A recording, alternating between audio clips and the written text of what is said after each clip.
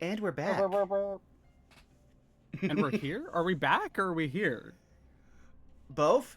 Possibly From outer Schrodinger's space. position? Just walked in to find you here with. I don't want to get DMCA'd. Hold If on. we can't get back, can we get forward? Gotta get I mean- back to the Jack. Jack. Quiet. Thank you. I was trying to figure out how to get there, and you routed us. You routed us perfectly. All right, hello everyone. This is our team of Threadbare suits. We are here with some spooper heroes, not necessarily the premier of the city. If you have listened to Man of the Game, you may know what exactly that means, but they are our heroes nonetheless. I'm excited to introduce you all to their story and let them introduce you as well. Vaughn, do you want to take introducing the player? Start us off with introducing the players. Why, sure. Hi, you've already found me here at twitch.tv/burnoutvaughn, so if you don't know who I am, this is really awkward. How'd this happen? Yeah, But hey. what the fuck? I mean, weirder things have happened. Like, I'm now just starting to see people from surrounding, like, games of friends are now just following me, even though I haven't streamed in, like, a month. So it's just like, something's happening. I guess I'm doing something right. But hey, yeah, you found me, and I'm going to be playing a guy from the future.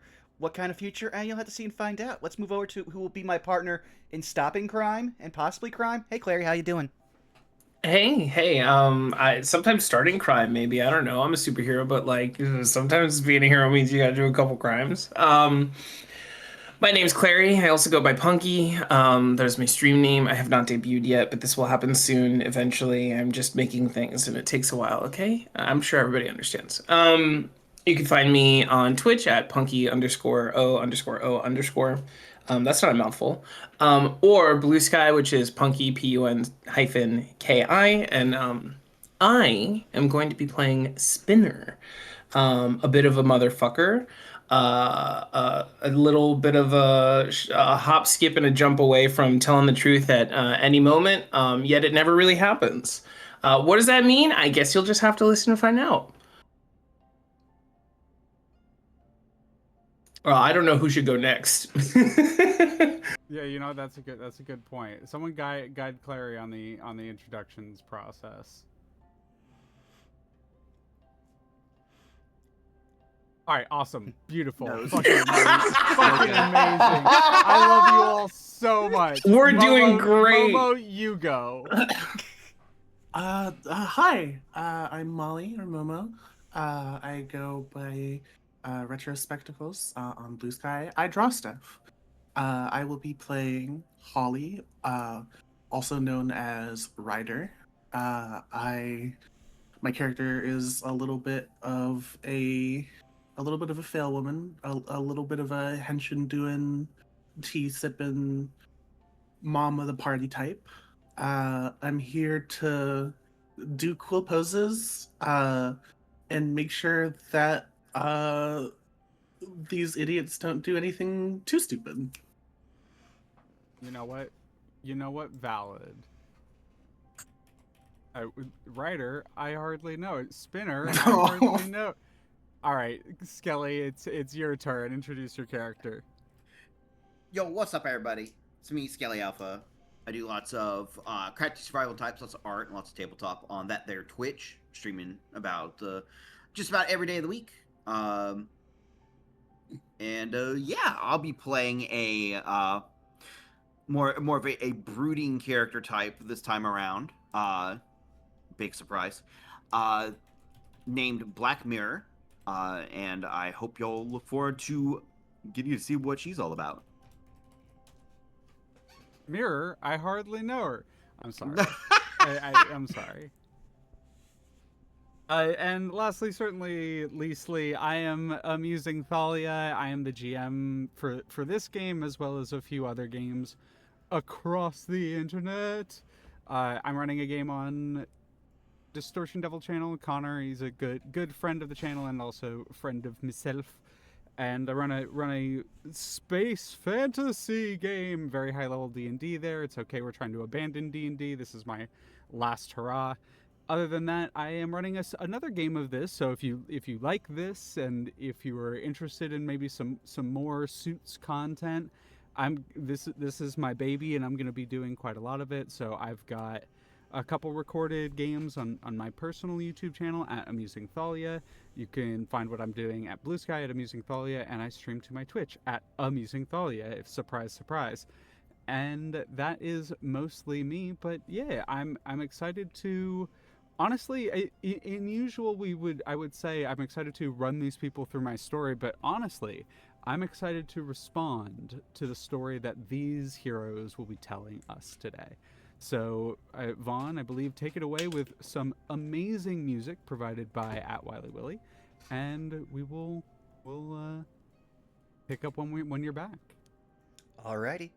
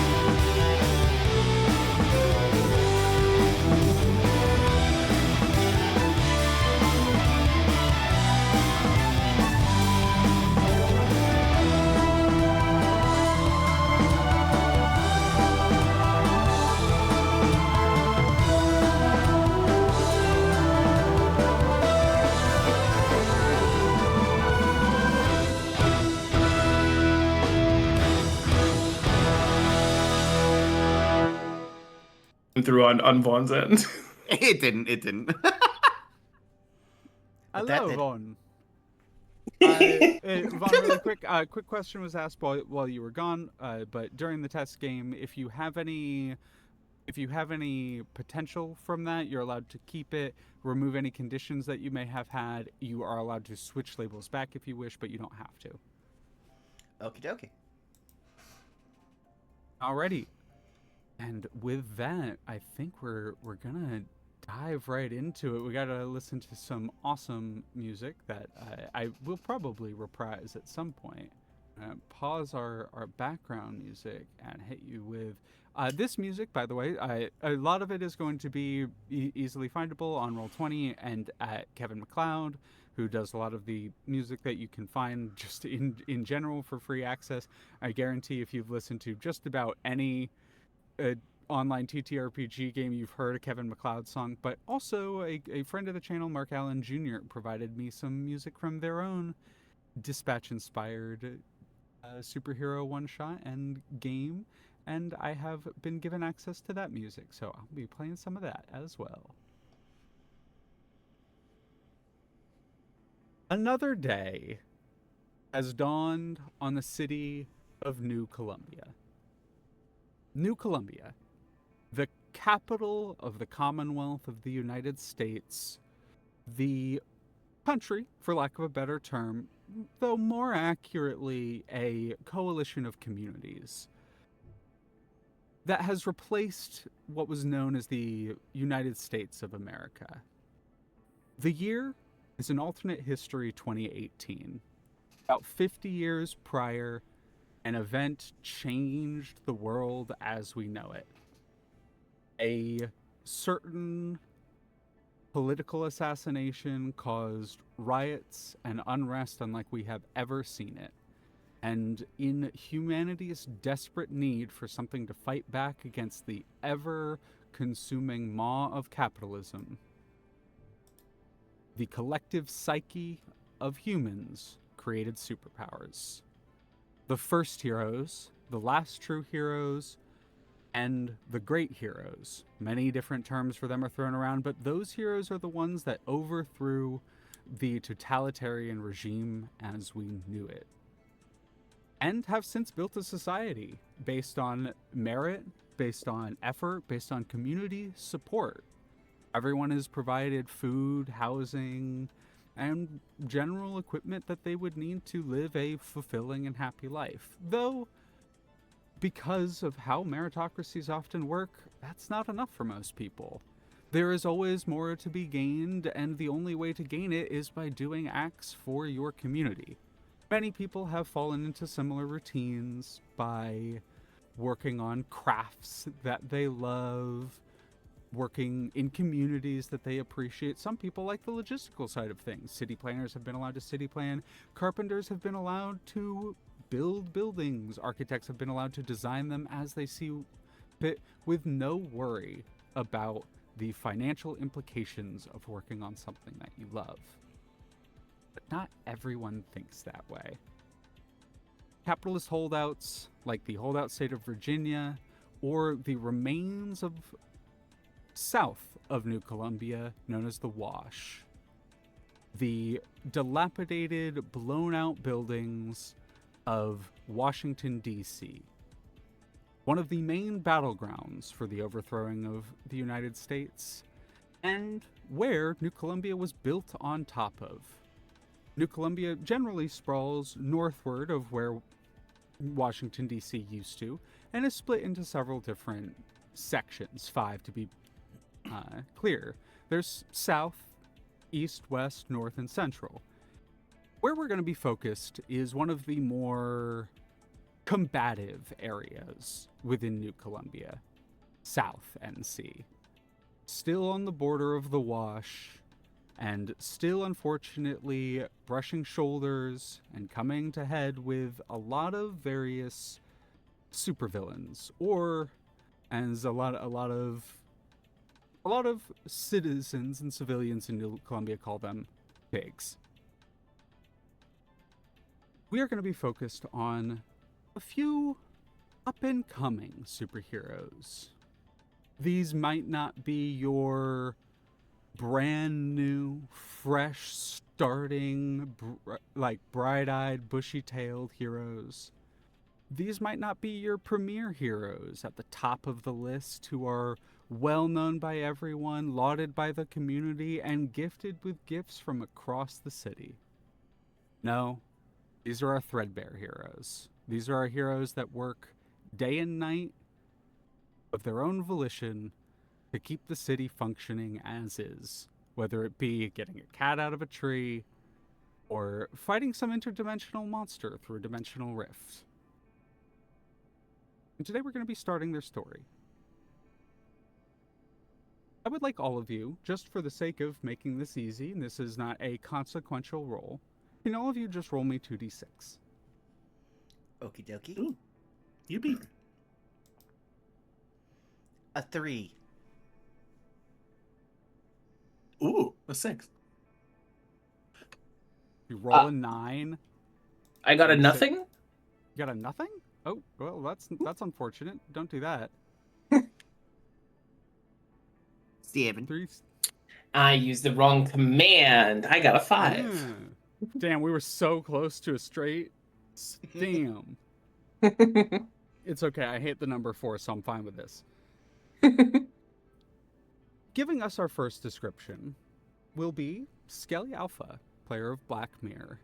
So, today, you have been called to the S.U.I.T.S testing area, or the S.U.I.T.S testing grounds. There has been I think a general call for superheroes, probably volunteers, but also they may have made some specific calls to certain people. We will find out very soon why, and I'll let them kind of in a pair, I think, give us a description between Zeitgeist and Spinner. And we'll find out a little bit more about what this test is, this tech test is.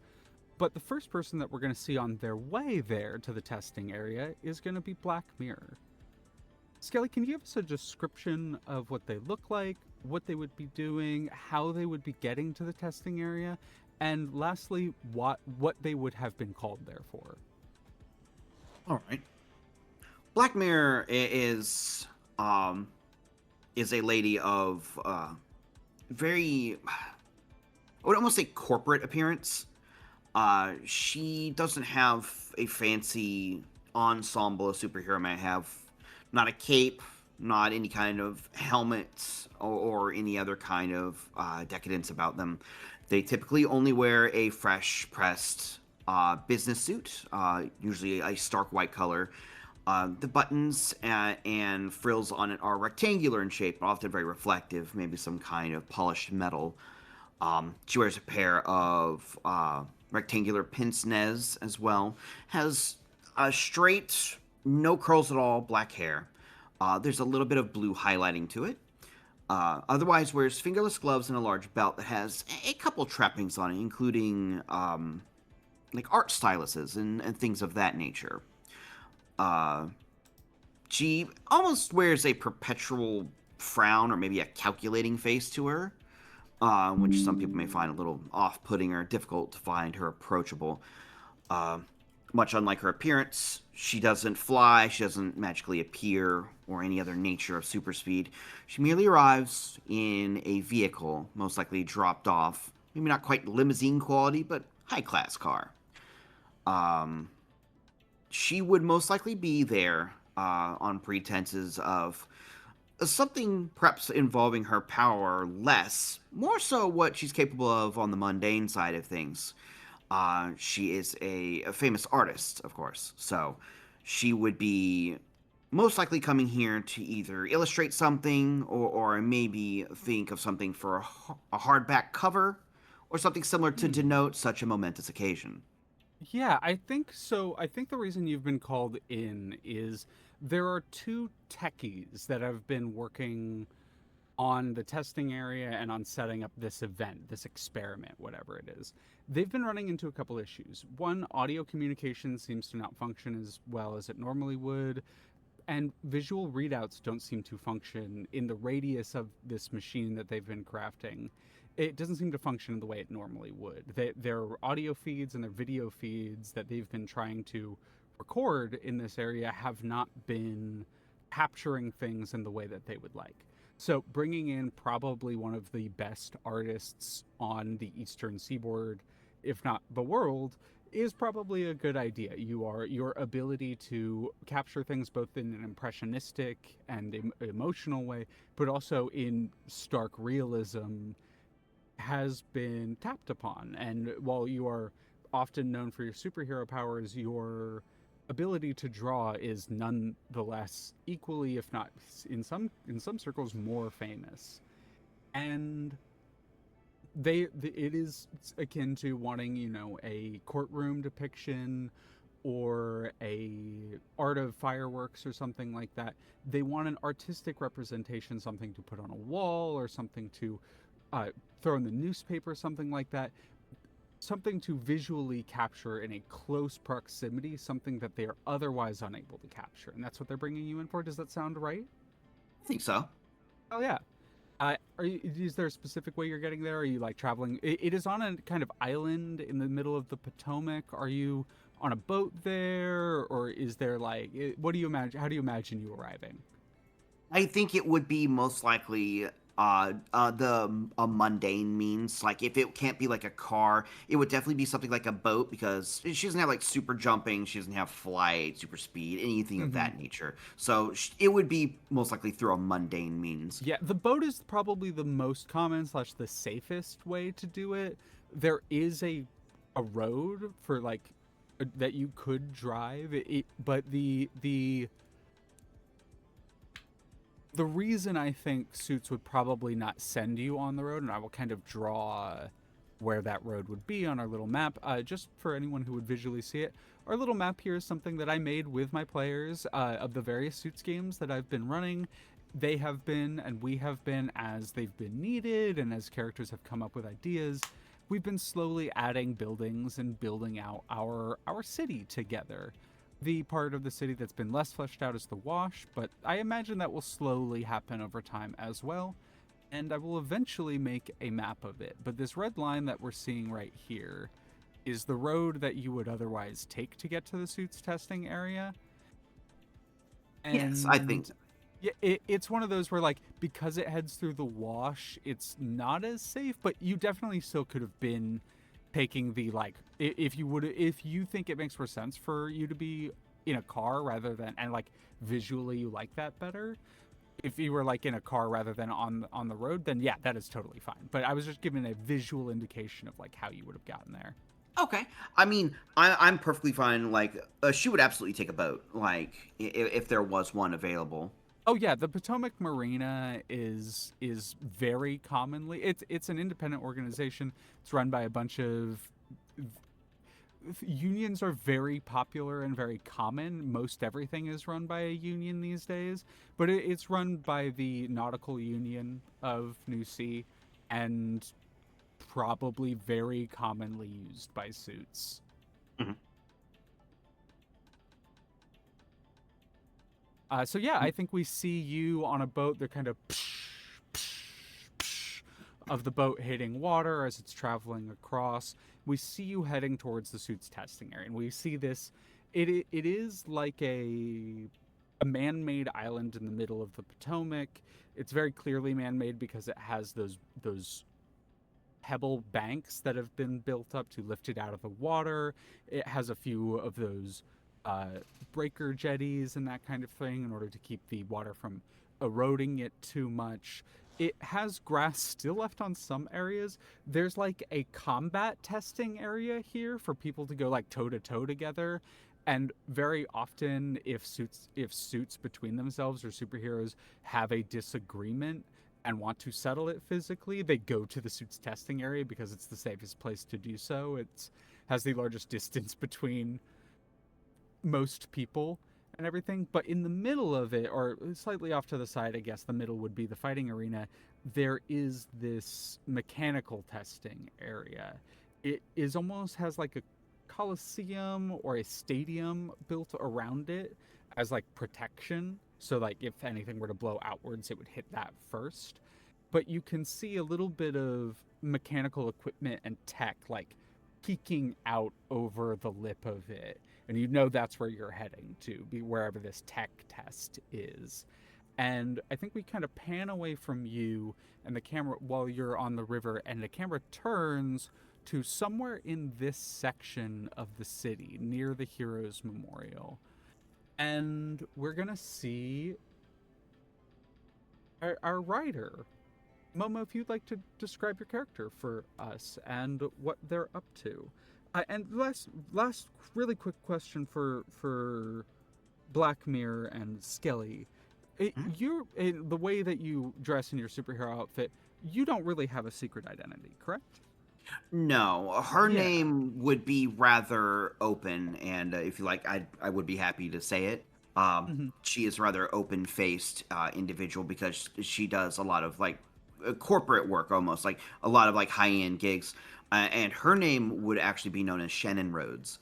Shannon Rhodes. So we do see that. I think we see your character interacting with and we'll do like a small role play with them when we get closer to actually everyone meeting up. But we see you on the water, kind of traveling. We pan towards where would we see a writer, and if you'd like to introduce them either by their actual name or by their hero name, and where we would see them right now, what they would be doing. And if you'd like to just mark on the map, and Skelly, you can do this as well, there's a little pink with a purple X in it. That is where one of my players marked where they live. And I've been slowly having my players mark where their actual housing is, where they live. And if both of you would like to do that, feel free. Now's the time. Right? Any spot that's marked as an R? Yep, the R is residential, but it's also not the only place. Some people live in the Suits housing, which is up near the Suits HQ. Some people I have a player who lives in the university. I have another player who lives in the university farmland. So like it is kind of up to you. It's still variable. So I some of my players live in the Wash, like proper, like are vigilantes in the Wash. So like Okay. it is entirely up to you. So we can give you you can give us an idea of where you're from, and then sorry, Momo, we will cut to you. If I were to take a guess, it would probably be somewhere overlooking the Pentagonal Gallery. Yeah, no, that makes sense. Makes sense. And you can mark off with whatever colors you want over there. And Momo, take it away. For sure. I think we would probably currently see Holly Azunaga at home. Yeah, uh, yeah, that makes I, sense. I think. What time is it right now? Like, in the day. This is partially a question for our two that are the ones being experimented on. So while we haven't heard from them yet, what time of day would the two of you, Spinner and Zeitgeist, have agreed to these experiments? um, it's funny. This is variable. I think uh, I think anyone would be hard pressed to get Spinner to like go to something this involved earlier than like 1 or 2 p.m. besides Zeit. I think if Zeit told Spinner we have to go in the morning, she'd put up a fuss, but she would do it. Otherwise, I don't think we're doing this earlier than like late afternoon. I was about to say, I Z- Yeah, and that's up to Zeit then, it sounds like. yeah, and Zeit keeps very odd and long hours for certain reasons, but they know that they can easily find him like ready to work at the crack of 10. So probably about noon is when he's going to have told Spinner to meet him there. Sick. All right, so I would say it is probably around 11 just before noon. Okay. Um, then I think that Holly is um at her local cafe. Yeah. I think the Palace Cafe is um one of the places that I suggested on the map, if I recall. Correct. Yeah. So I think that I would think that Holly lives uh probably just in the residential area directly to the southwest of the cafe. Um, Holly is, um, I would say, plainly dressed, if not just for the fact that she's also incredibly messy. Her hair is kind of like combed through with her fingers kept, rather than brushed. Um, Wears rather simple clothing, um, stuff that's comfortable, like a pair of jeans, maybe some nicer kind of dress slash work boots, um, a blouse, and is probably just sitting and sipping her coffee. The kind of thing that makes her stick out more is probably her very large jacket. It's dirty. It looks almost entirely unkept. There's patches on it, of different fabric and of different variations of decay. It definitely gets her some looks, um, but not as many as you'd think, because I think she's very much a regular at this location and is just kind of enjoying going about her morning. Yeah, yeah, and I think that that makes a lot of sense for where we're gonna pick up with your characters. We just the camera kind of almost randomly would pan away from this hero on a boat traveling to the location where they're supposed to be, and it almost passes through a residential home, like an apartment. Do you want to describe your apartment really quickly for us? For sure. Um, I think it's very minimalistic.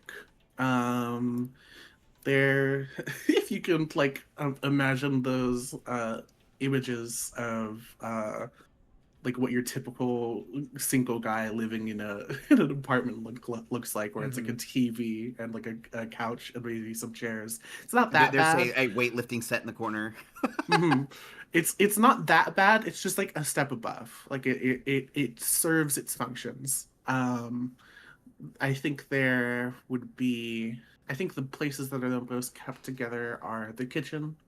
Um, there's like a nice little French press and like coffee set that's like very like meticulously well kept. There's some mess around like a cat tree and a bunch of cat toys kind of scattered across the floor.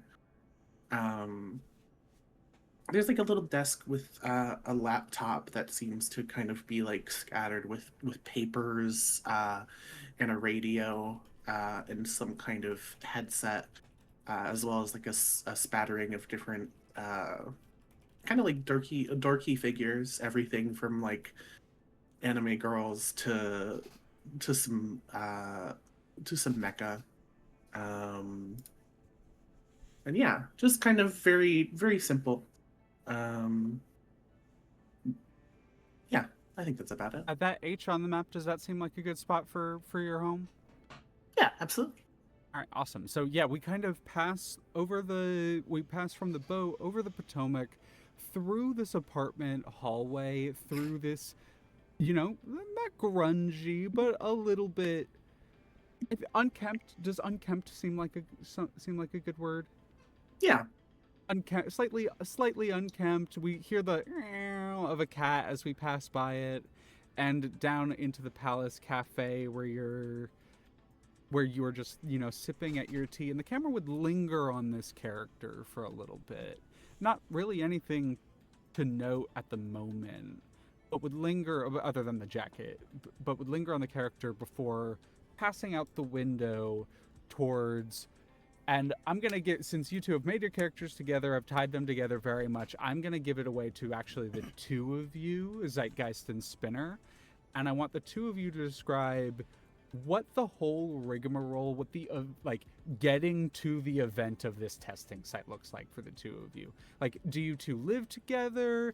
Or do you two meet somewhere? Are you two, black bagged into a van? Like, what's the whole deal? You give it to me. That would be funny. I definitely don't think we live together. I don't think that's happening, but it would be fun. No, it would be funny. It would be funny. That's kind of how it feels to get Spinner to do anything official at all. I would say. Yeah, basically, it's just like, come on, I don't want to have to do this shit to you again. Just go. No. Oh, please. I don't know how this sounds to you, Vaughn, but I feel like we would probably just we would be meeting up at like a neutral location, if not like a Suits office, probably. There is the Suits HQ that is always available. That it's just kind of, it's where a lot of the handlers go to work. It's where a lot of the secretaries, dispatchers do exist in this setting, but they don't function the way that they would in dispatch. That is kind of the job of the handler. There is usually a team leader or a team handler of some kind or another, and that team leader or team handler is usually the one who's interacting with the dispatcher and is getting the jobs and the missions and the information from them. So that is where a lot of that logistical stuff functions. But there's also the ACAB, also known as the Association for Community Assistance and Banking, which is the kind of general city services. So they're associated with Suits and they work with Suits, but they're their own separate organization and union. They're kind of like the coalition between what would be like the EMTs and the fire department and the sanitation department, like the other heroes that don't wear capes. And so that is also a good neutral location that I think would make a lot of sense. So if you want something like that, those are your options. But you can also be like, hey, we think it would be like this or one of our homes. Up to y'all. But I'm just throwing out the information to you. Yeah. I was actually going to pitch to Clary something that we talked about way back, but I think this will jog her memory. I would say Zeit would have at this point gotten Spinner in the habit of meeting him at his favorite place to start the morning, which would be over here in the reclamation that zone. Makes sense. Yeah. So Spinner would see a very usual sight, which is Zeit sitting on the topmost pillar of the Capitol building with a paper and a large mug filled with an energy drink instead of coffee, as he is just, I would like you to just, because you're bringing up Foggy Bottom already, and because you're bringing up the old Capitol building, which is in a state, by the way. It was not bombed out. This wasn't like, this wasn't Fallout. This wasn't like a nuclear. I know I'm using Commonwealth and we're in DC, but this isn't Fallout. This is wasn't like a nuclear war. But there was super fighting throughout DC. And while a lot of the buildings have been stripped for good wood or good materials, or in the case of the Palace Cafe, a lot of the old, like, really nice furniture from various Capitol buildings have been put into this one little cafe, and it's like super cozy despite being a small, like, little cafe spot. But Foggy Bottom is your kind of conception. This is an area where Zeitgeist kind of became famous. And Spinner, you've also been working with Zeit here a little bit. I'd like the two of you to kind of pitch for us and describe what you think Foggy Bottom looks like, what the kind of culture is here. Is it kind of like a Hell's Kitchen from Daredevil, where there's like a lot of good people, but there's still the remnants of the capitalist organizations that are pushing back? Or like, I'll shut up now. Give it to me. Okay, I kind of see it as, again, there's going to be a lot of the old vestiges of the actual capital itself that have been, like, damaged or destroyed. But a lot of the surrounding, like, residential space is probably, like, what wasn't destroyed, like, by Super Fight has been, reinforced, recolonized. And it's very tight, close-knit communities, kind of less like Hell's Kitchen and Daredevil and more like, I want to say, Marvel Harlem. So it's a very tight community there. And Zeit mostly stays around. He's got a very small apartment that no one's been allowed to go to outside of the people in that community, where he basically gets by with not having to so much pay rent as if anything happens in the neighborhood, he's called, especially since the neighborhood is very close to, as we can also see something else, the Mint. So he kind of patrols that border a lot. Yeah, that makes sense. That makes sense. I see that making a lot of sense. But yeah, he typically knows that, like, after, like, he gets up at 10, spends a few minutes to, like, wash up and clean. He literally goes out, buys a local paper that's probably, like, a free, like, guerrilla press at this point. Gets that, again, snags an energy drink from somewhere, fills up his mug, and then just sits and waits for Spinner at this point until either he gets a dispatch or, in this case, waiting for Spinner to show up so they can go and do what they're supposed to. Usually with the threat of, don't make me come find you. You don't want me in your apartment. We've established this rule. I will come in. Yeah, which is, like, particularly threatening to Spinner because she definitely has never told Zeit where she lives, but, like, she also trusts that he probably, like, would be able to figure out, like, if he really wanted to, if he hasn't already. Yeah, I think Spinner is very private about where she lives. She, I think, unlike most of us here, has a secret identity that I think she values very highly. I think it's 50-50 right now. We don't really know a ton about Holly, but you are currently among the, like, heroes that we are meeting. You're the only one with a secret identity. Really quickly, does Zeitgeist wear a mask? Nope. Zeitgeist. Then I think Spinner, you're currently the first superhero we see that does wear a mask. Yeah, awesome. So yeah, if you want to, I zoned out for a quick second while I was writing something. Vaughn, did you give us a physical description of Zeitgeist? No, I will go ahead and do that. So, it's very easy to spot Zeitgeist because garish is a polite understatement. Aggressively loud and distracting would be a observation. First of all, he is mostly defined by his. You could call it a suit, a coat, a jacket. It's many things, many styles, all at once. The left side looks like a mix between a marching band uniform, a hussar's coat, or a possible matador's outfit.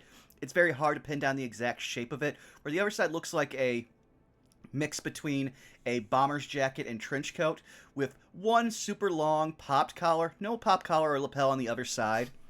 But what makes it really stand out is the fact that it is constantly in a state of flowing color with images, words, like pictures, all that seem to be like a constant flow of consciousness, but nothing that anyone can fully make sense of. Occasionally you'll see like what possibly could be a meme face, or you'll see a phrase like skibbity go across. But it just seems to be a loud sense of some kind of subconscious awareness flashing around at all times. His hair is also a bright reddish orange and is pulled back in almost what looks like he tried to form his hair into an almost mushroom cut explosion going around the back of his head, held in place with a lot of hair clips, with one single swoop coming down, as if just for, style. He has a strange lattice work like device along the left side of his head with like 3 or 4 like glowing nodes that flash on in different colors on and off.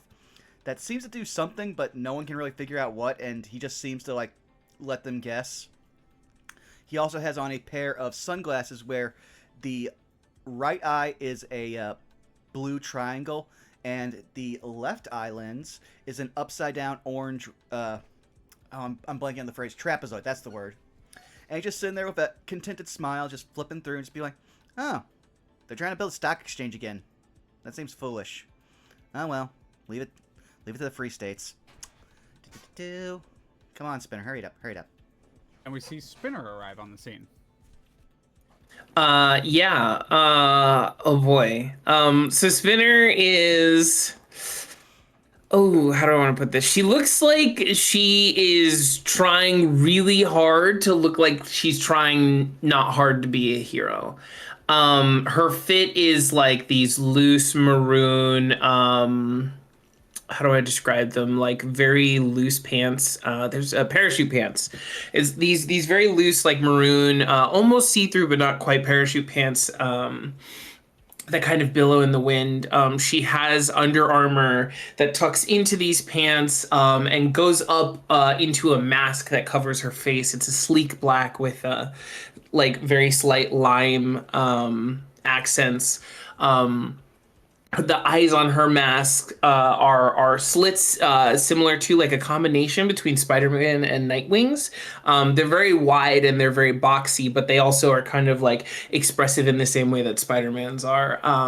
She has a pair of goggles that hang around her neck, and she's wearing this cropped bomber jacket that goes I want to say like halfway down her chest, and she's kind of on the shorter side.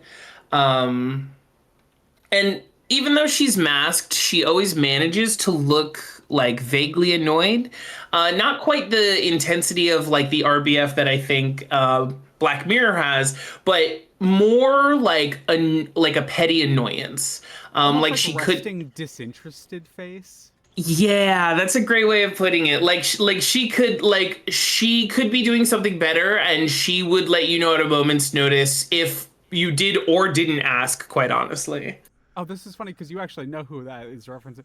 I say that about Maury, my partner that you know all the time. Mm-hmm. I say they have resting disinterested face, and I was just like, yeah, that's it. That's perfect. It's very funny. But yeah, kind of exactly like that. And I think like Spinner is not there, and then Z.I.T says something, and then Spinner like is there, and just says like, hey, were you talking to me? I wasn't really paying attention. More like the nebulous concept of you, but hey, the ether. You know what it is. Though above game, I think we should also point out something that we have been having fun with the entire time, which is how old our characters look in regards to everyone else. Yeah, go ahead.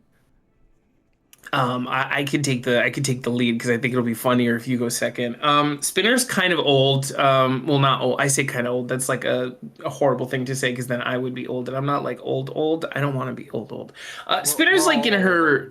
Stop. Spinner's like in her mid-30s. She's a little bit younger than that, but she is definitely like up there in terms of hero shenanigans. I will also say. Even through the expressions of her mask, when she is doing hero business and kind of is in the shit, she has a look of wisdom and expression that goes maybe beyond the past 6 months that she's been heroing. She yeah, I'll leave it at that.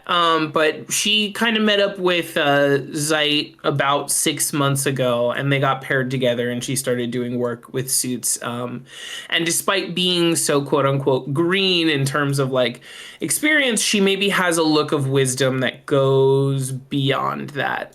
Despite the kind of facade she wears around pretty much everywhere. Yeah, and Z.I.T has an effortless confidence that is only accentuated slash annoying in the fact that he's at youngest 16, at oldest in his 20s. He's definitely sitting comfortably in the 19 to 20 area, actually, but he's not really been open about his age. Just that, it's awkward that somehow he has a sidekick that's way older than him, but he's been just kind of living with it for the last 6 months. Yeah, I think living with it is also a good word, a good phrase for how Spinner feels about it. I think she was reluctant, to say the least, to be paired with someone in general, nonetheless to be working for Suits, and to be paired with someone whom she initially did not think was so young, and then inevitably found out was so young, was let's just say, like, whatever higher up or manager is in charge of this duo got more than an earful for a very long time. Very funny. And the two of you, are you being picked up, or do you have a ride set up already, or are you being escorted? Is it like, or are you trusted by Suits enough to show up on your own? I'd say we're trusted enough, and I think we just use our collective means of transit in our powers to get there pretty quickly, and that Z.I.T can fly at a pretty brisk pace, and I assume that Spinner would teleport. Yeah, Spinner could be pretty much anywhere she wants to or needs to be, depending on the distance, and she's probably, she's not saying anything that'll get her to the location in like one jump. She's probably like, I'm gonna be so real. She's probably got like some kind of game device or something on her, and she's like letting Z.I.T like make a good amount of distance, and then like teleporting to him, and then make distance, then so that they get there at like roughly the same time, and she doesn't show him up and doesn't have to be there extremely early. First, yeah, it doesn't have to be the first one there. Yeah. So the two of you kind of warp, for lack of a better term, into the Suits testing area. And we're going to see... Make sure that this is on. There we go. Ooh, I think I'm actually going to do this one instead. Yeah. We see the large mechanical device that's been set up for the testing area. It is kind of in the shape of an infinity symbol. There are these two center areas where the two of you and your equipment are going to be set up. There's a kind of central observation platform, and there's a bunch of techies, again, for lack of a better term, milling about and like messing with various equipment and that kind of thing. Most of these people are from the Suits independent research facility. It is associated with Suits in that they work a lot with Suits because of the nature of the independent research facility. They're often experimenting on powers or using superheroes to help protect or mitigate danger. There's a lot of scientific experimentation. Various people have gained various powers in regards to intelligence, understanding. Some people have the ability to almost like read technology just by touching it and know where it needs to be fixed, a la Fate. I'm not gonna be subtle with my inspiration sometimes. So there's a lot of various stuff here, but also Suits in general. They're also just people who have become interested in the mechanical side of things, have worked really hard. And not everyone here is a Suit, is specifically in the Suits organization, which is specifically meant for superhero or people who can operate on the same level as superheroes. Superheroes, as in this setting and as we understand them, tend to have a bit more physicality than the typical human. It's the logic that you see in a lot of superhero settings where even if they don't have super strength or super durability, they are stronger and more durable than the average human being. And most of these people are probably not them. Most of these people are just here helping with the equipment. There are a couple individuals that you assume might be Suits. There is a hero off on the sidelines that you imagine is here for protection of some kind or here just in case. They aren't the premier hero for the southern area. That's actually a little bit in the air right now.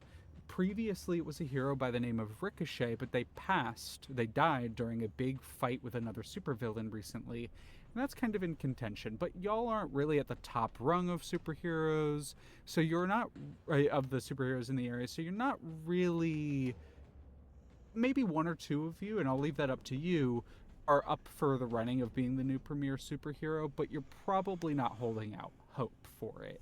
It's a long shot. There are a lot of other superheroes that are prospects for it, and one of them is the writer that is here with you. One of a type of superhero that has grown in popularity but also grown in number since the beginning of superpowers.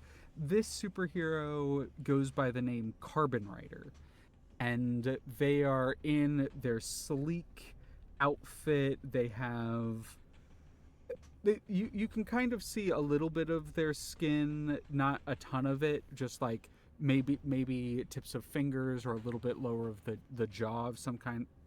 But they're in sleek black and silver outfit, and they're one of the heroes that are up in the running for being the premier hero for the area, who is on the short list of who will potentially replace Ricochet as the premier hero for South NC. But other than that hero, you don't really see anyone else here who has the two of you as you've arrived at who is in that same sort of category. Until not long after you arrive, the boat kind of pulls up to the shore, and you see maybe another hero you've recognized or have interacted with in the past, depending on your character. You see Black Mirror step off. The person guiding you, Black Mirror, as they're kind of leading you to,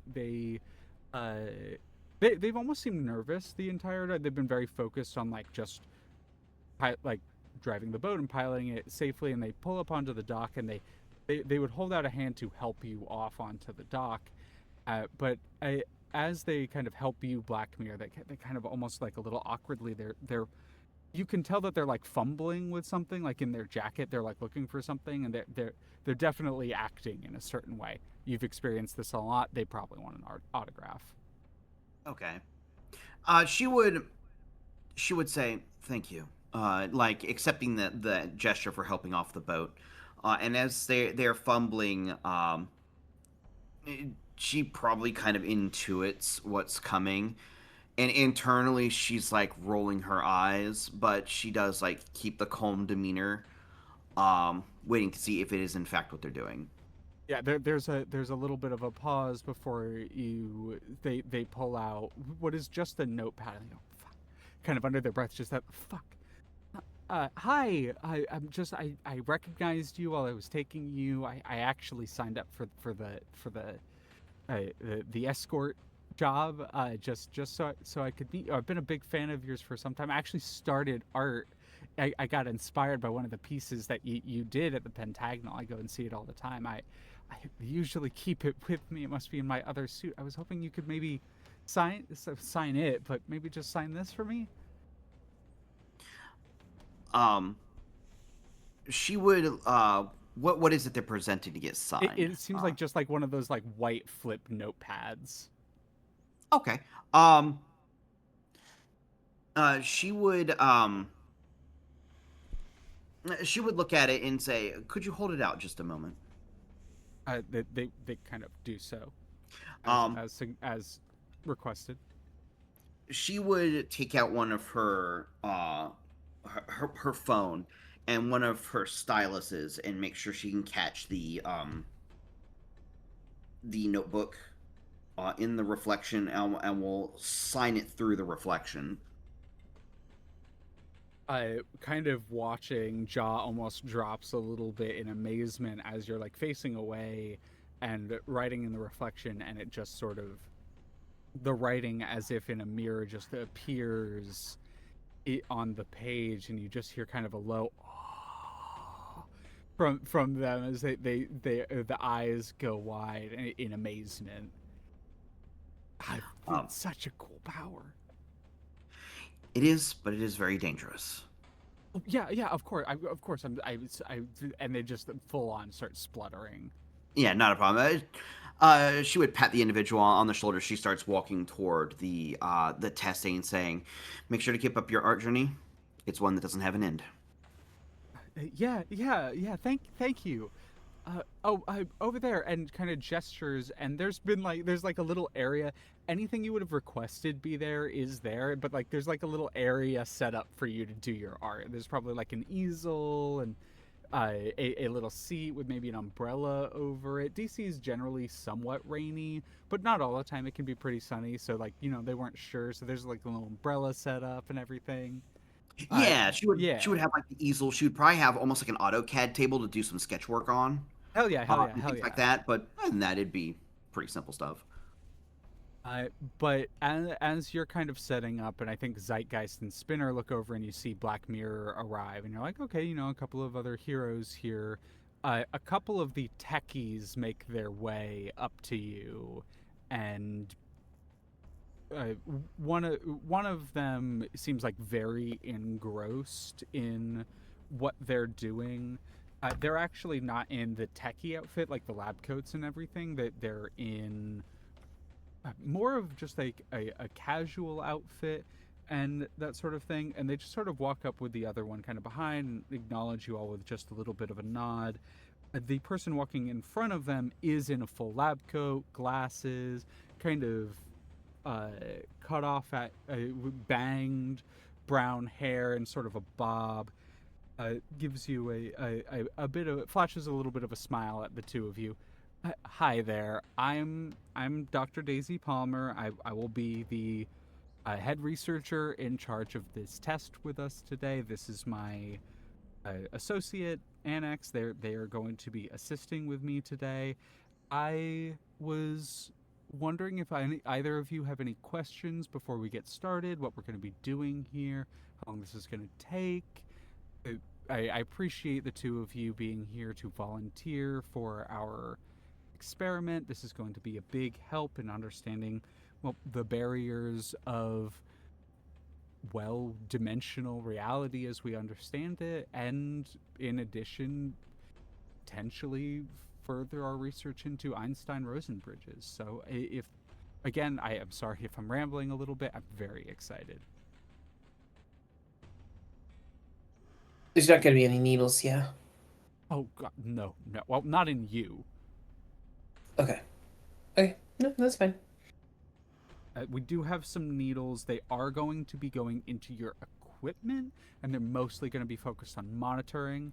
The needle is probably the most capable testing utensil or equipment that we have been able to devise for the portal technology that the two of you have. But other than that, it's really... the two of you should be unharmed. The only reason we are asking you to be here is because, well, both of your equipment requires you to be present to function. If we could replicate this on our own, we absolutely would not ask you to be here, but we work with what we can. I think Spinner's just kind of like idly nodding in a way that says, like, I stopped listening as soon as you told me the thing that I wanted to know. She doesn't seem to recognize. She just keeps kind of going on before she kind of, rambling again. Spinner, Zeitgeist, correct? Yeah, hi. Zeitgeist is giving a very big smile, and on the inside is quasi freaking out in the fact that his coat, for lack of a better term, is really more of a construct, in the fact that people see a coat, it's not really there, and so he now knows that he's probably gonna be stuck with a bunch of needles, and he's just trying to like not let that play across his face. Anyways, we'll lead you to the areas where you're going to be set up. That we've set up little, I guess, beds, stretchers, kind of things for you all to lie down on, so you're comfortable during the whole testing. We are just going to be running a couple. It was really hard to get a permit for this, and because the two of you interact with dimensional technology in different ways, we're going to be essentially the reason why we're bringing you both in at the same time is because we want to minimally activate both of your, and kind of goes into this whole like diatribe about wanting to like minimally activate your abilities while starting to create a or test their own dimensional capabilities and sort of compare the analytical results between what is happening with your equipment and what is happening with their equipment. And kind of runs through all of that with you. And while you're talking, it's sort of a walk and talk situation. She's setting you up on the tables, and she sticks some needles in the equipment. For you, Zeitgeist, they're not like full sticking needles into you, but there are a couple times where like the point of the needle just kind of jabs you slightly because it's not going where it's supposed to in the way that it looks like it is. Yeah, it's And like he's just giving that tight-lipped like expression of just like try not to let it play across his face anytime it gets stuck. Yeah, absolutely. You're trying your best to sort of keep it on the down low, keep your stiff upper lip, that sort of energy. And I will open it up to you three really quickly. Is there anything else that you would want to do, say, interact, any scenes that you would like to do moving forward with this, or do you want to narratively move forward? I think the only thing I want to note is just that like Spinner is once again kind of just like idly sitting there and like playing with whatever she has brought to occupy herself in this time. I don't think she expects anything out of the norm to happen, and the only thing that would be on her person normally that's not is her rift generator that she normally keeps like in a satchel slung over her shoulder when she brings it places. Because her power lets her get around without needing something like that, she normally leaves it honestly at home in like a safe and like secure location. But you know, Suits found out she had it. She just closed it at some point, and given the nature of her powers, I'm sure they wanted to inquire to it. So she's just kind of here to like keep an eye on it, like they said, because she needs to be nearby for it to work, right? It kind of feeds off her a little bit. So she's just like she's just kind of sitting nearby, like not really paying much attention to anything, honestly. Oh yeah. Anything from the other two? I'd say Zeit Um. is just. Oh, you go ahead first. Oh, you can go. I don't mind. All right, I'd say Zeit is laying on like the cot or table like they said that they had for them, and he's currently just reaching a hand up to the weird device on the side of his head, presses one of the nodes, and is doing the future tech equivalent of a Google search, trying to find out are alternate timelines different dimensions? Question mark? Question mark? Question mark? Mm-hmm. And then trying to parse whatever quantum mechanic theory he gets with the fact that he probably only has a 6th grade reading level. Yeah, that makes sense.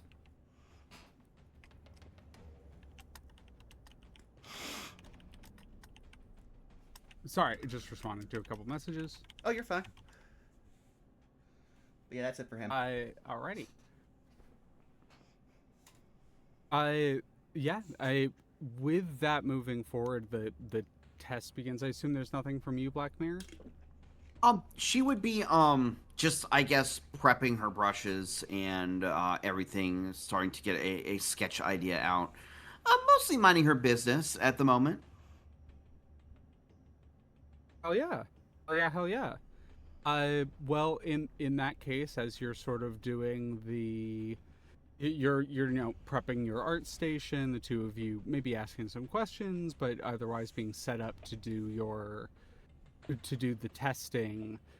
There is a brief period, kind of like waiting at a doctor's office, where like all of the logistical side of things, all of the work is kind of being done in the background. When the machine starts to activate, there is a kind of prickling sensation on the back of your necks. The hairs start to raise a little bit. There's a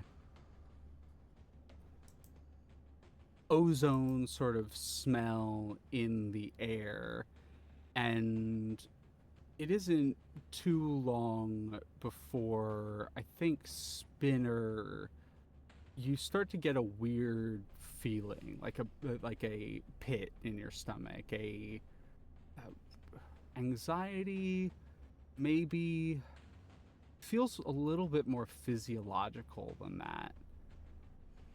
I think And I think go she ahead. audibly says, "Uh-oh."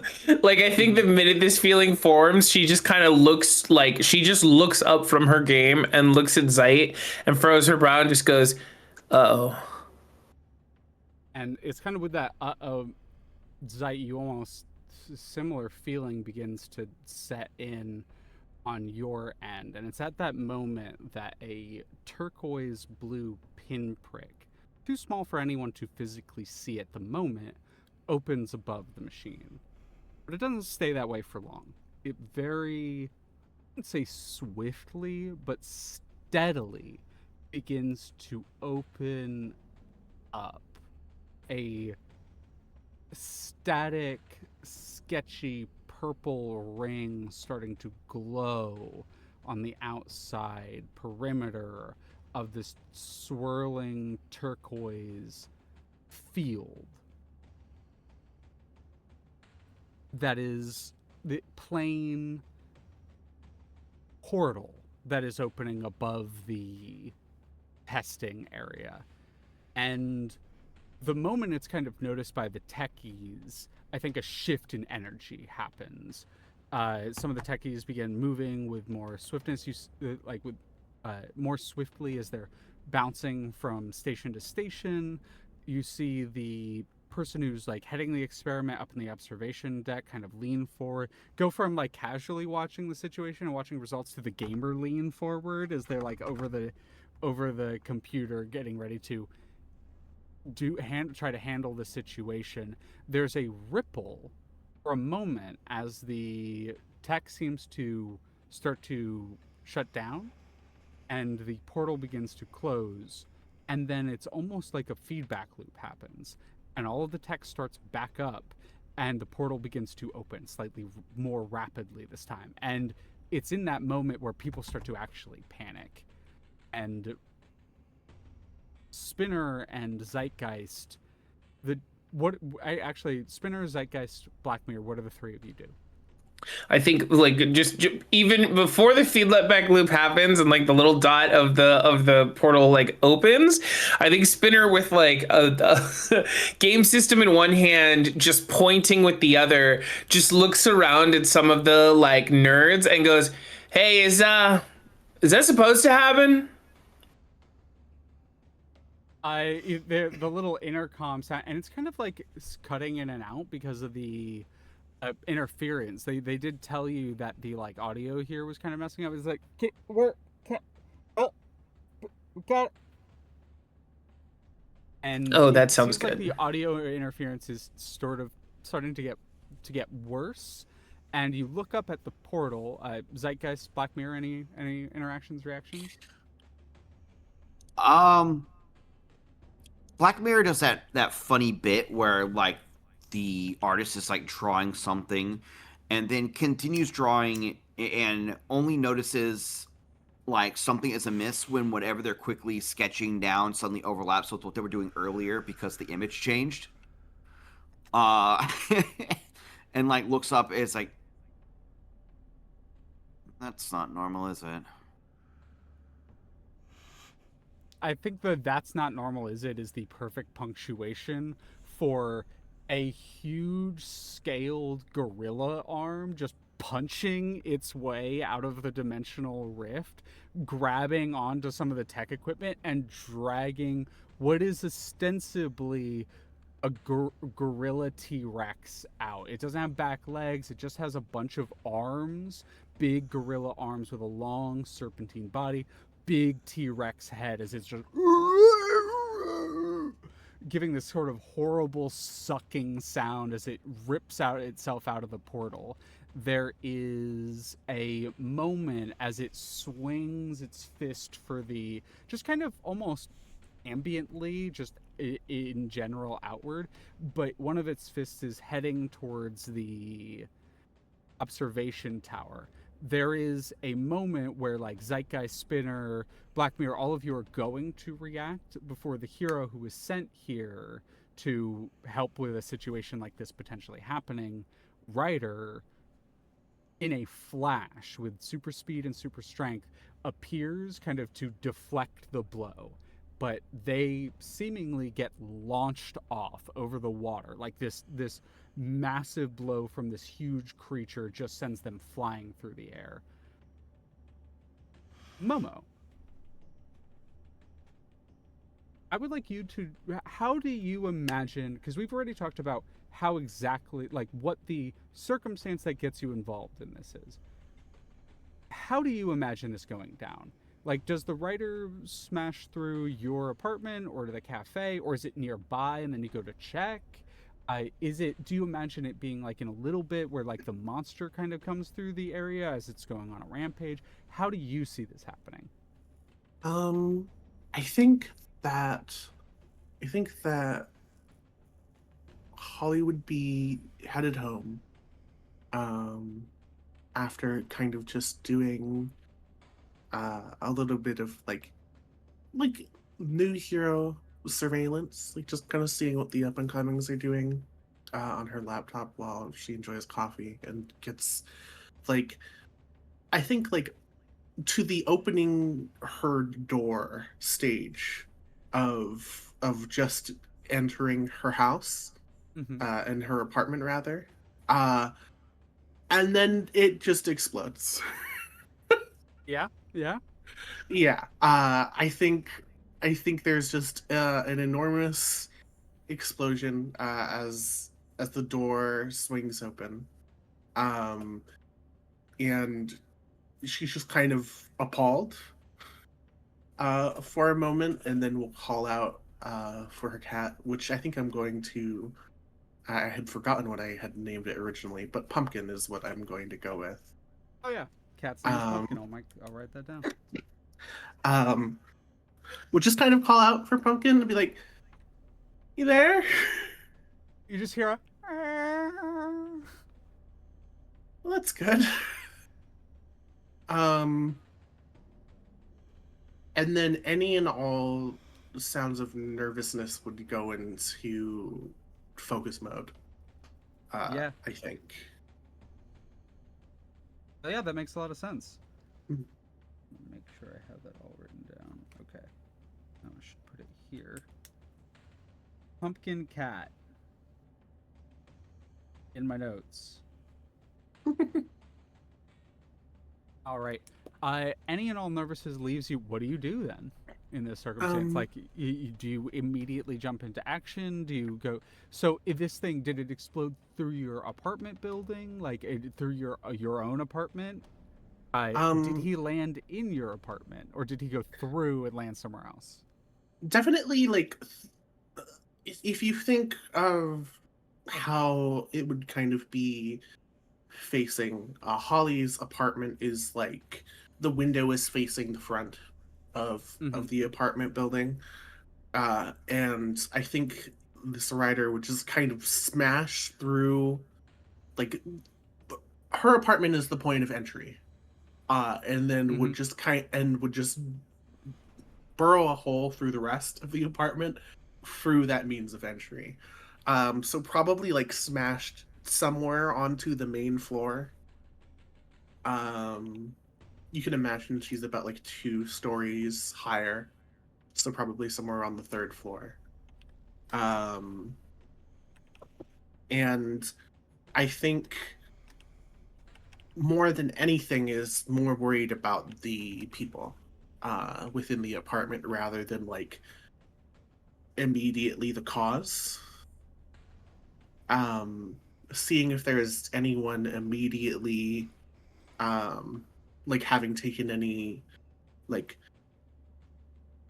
possibly fatal damage in some way, definitely checking out to make sure if some of the older residents are all right, because Holly is definitely well connected with the people uh of her apartment building, and just kind of the community in her immediate area, um and this is probably just doing an overall check, to see if everyone's all right, if anyone needs anything, before like checking out what the cause of the issue is. Oh yeah, no. I think Sorry, again, business email. My apologies. Business slash doctor stuff. But you check out, or you go through. Are you looking through the hole, or do you like go outside to check out situation? Probably going. I think if with the like image of like the whole kind of like going through multiple floors Mm-hmm. down to the main floor, probably going to like where the thing uh would have landed. Would have landed. Okay, so Mhm. you look out. There's the like I think we see like a brick fall from like the whole entrance hole and kind of and for a Mhm. moment you're like, okay, where that's where it came from, but there's that instinct to look over after who's potentially injured. And you look down through the various holes, and it takes you all of but a millisecond to recognize another rider. It is that someone you've interacted with throughout your life. Do you want to give us a little vignette over your, and it doesn't have to be like a scene, but Mhm. maybe a quick overview of what your relationship with Carbon Rider is? Sure. It can be a I scene th- if you want, it just doesn't have to. yeah, absolutely. Um, I think the scene that would kind of come to mind would be uh a podium, a public speaking setting. Um, there's a number of different individuals kind of lined up at this podium on this stage. Um, and you have Carbon there just kind of brooding, seeming to be not particularly interested in waiting for their turn before they would come up to speak. Um, and Carbon is well spoken, kind of quick to the point, not very soft spoken, is very blunt about things, and the crowd is not very good at dealing or interfacing with that. Um, Mm-hmm. I Mm-hmm. think in I think kind of just to the side of Carbon, I think that Holly would be kind of teasing quietly from the side. Um, not in any like particularly spiteful or mean way, but just kind of pointing out the very obvious the very obvious like lack of social awareness I think that Carbon would have at the time. I th- Um, yeah, yeah. and yeah, I think that's the scene I that think we would come to see mind. that makes a lot of sense, and I really like this as like a juxtaposition because I think we see you kind of like poking fun a little bit, teasing, and we get this like flash image, this sort of juxtaposed and also like uh, juxtapositioned scene of Carbon Rider kind of turning towards you, and while the mask is on, you can't like you can still kind of tell they're giving you like a come on expression. But we see Mhm. them kind of turn towards you, like looking at you, and then we see in the rubble below you through the smoke, mask is like half busted off, and you can see the eye underneath, a little bit of blood trickling down like by the side Mhm. of it down the face. They were kind of head was lulled to the side, almost unconscious, and we see them turn in a very similar motion and look up at you.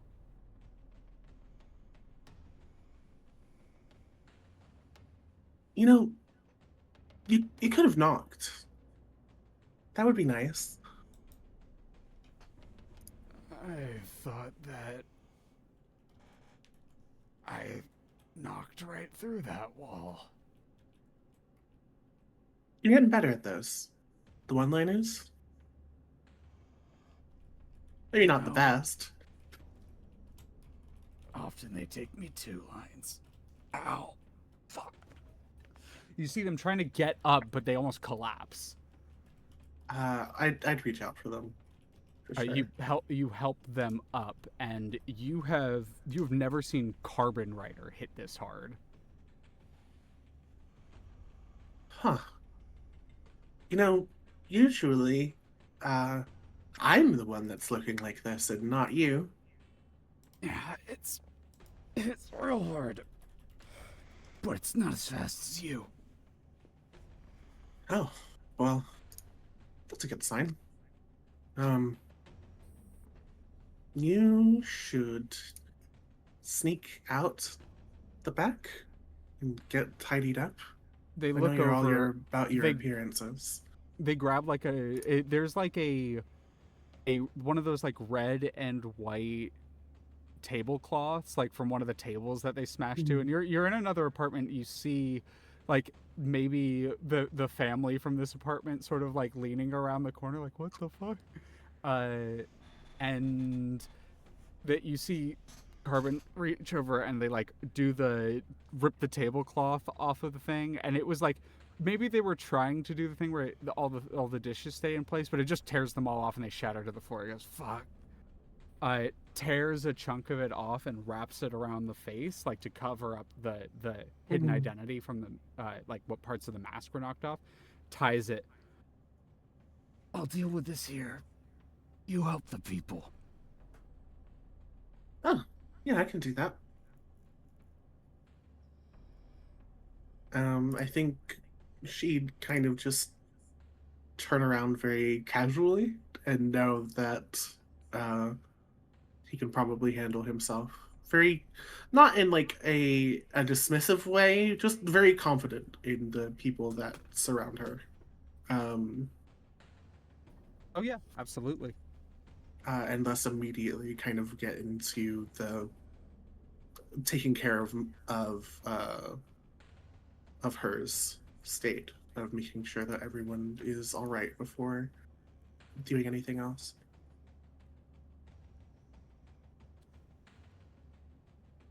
Okay. Yeah, you take a look around. You're trying to assist civilians in this moment. Yeah, just basically everyone in the immediate kind of like threat of damage in the immediate line of fire of this house damage. Yeah, there is there's the family that like of the apartment that you were kind of talking in that Carbon kind of smashed through, and you kind of turn around and there's the parents and the kid, little dark skinned girl, big puffy pigtails or slash ponytails, the butt like puffs off to the side, and is holding like a little rider doll, but it is pink and sparkly, and you recognize it as Sparkle Rider, the third rider from the area. Kind of looks up at you, looks over at Carbon, looks down at the doll, and holds it out to you. I'm gonna kind of like bend and crouch down and just do a little like shush finger to the lips and just kind of ruffle their hair. She kind of mirrors the shush symbol, like she kind of does the same like shush motion, and then just kind of nods. And the like, while the rider, the doll of the rider she's holding is Sparkle Rider, her eyes sparkle looking at you. I'll do a little wink. And then I think I'll get back on my merry way to make sure that anyone else who might have been hurt is tended to. I think Carbon is like slowly getting up and is like starting to try to evacuate as well and helping. And it's when you kind of get towards like a window, or I think it's when you're first helping the like first group of people evacuate the building, that you step out onto the street and you hear the kind of echo of the roar. And there's this turquoise purple glowing light in the distance that like, it's so neon you can't help but draw your attention. And you look over and you see the gorilla T-Rex ripping itself out of a portal like smashing shit on the suit's training area. And I think you instantly put together where Ryder came from, where Carbon came from. I think there's like a second of realization, processing the information, and then I think she would kind of just like slink into the alleyway between like kind of between the cafe and the apartment itself, just somewhere quiet, and unfortunately can't do this any other way, but definitely just doesn't want to do it in front of a bunch of people, but still has to do it anyway. We'll grab a kind of like pill bug shaped kind of circular little metal, almost gem like medallion from her coat pocket, kind of slam it into the front facing part of her belt,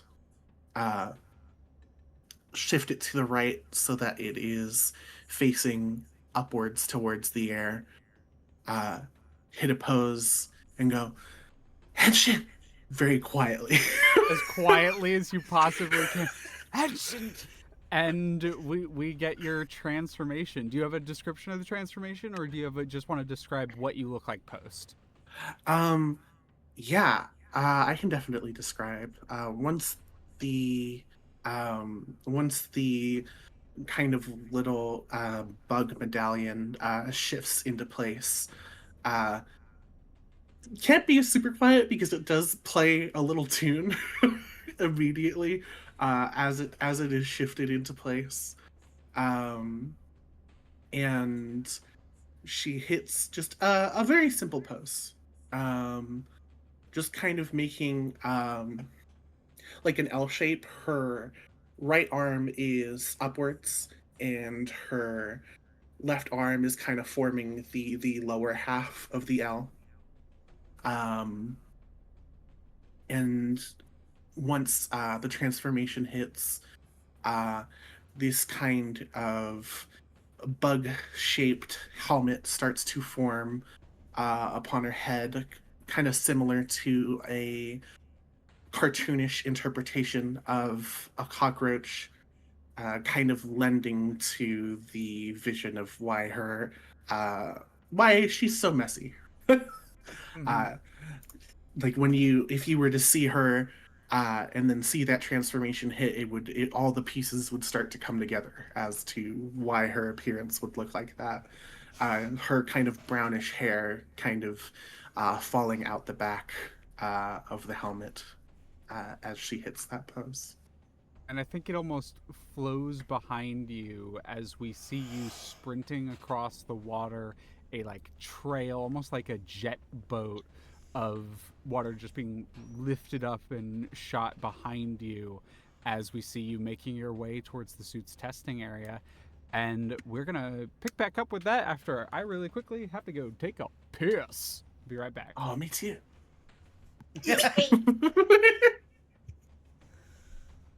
Well, this is the point where I address chat, but we're doing this offline, so, hello there, YouTubers in the future.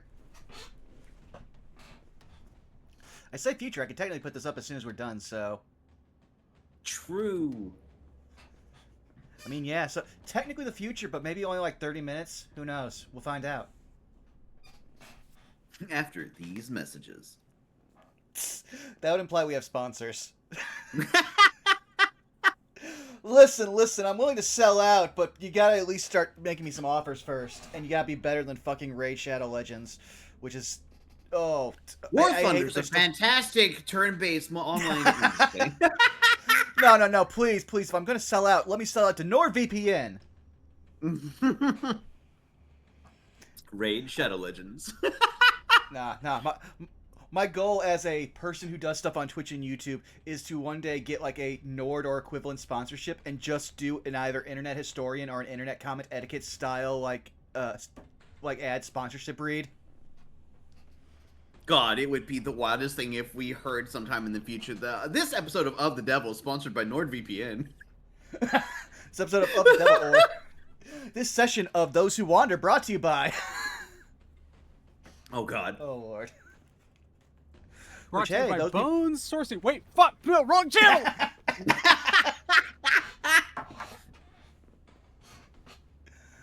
But yeah, no, for those who are also listening in the future, and those who will know when I probably make an announcement after I put this online, hey, guess what's going to be happening now every other Sunday in the coming future? Jazz hands. Yep. I should also point out that our lovely screen that we have up right now is done by the lovely Leah, who is running the game for us. Oh heck yeah! You have the Threadbare thing up. Yeah. I'm trying my best. Doing a lot of the asset work.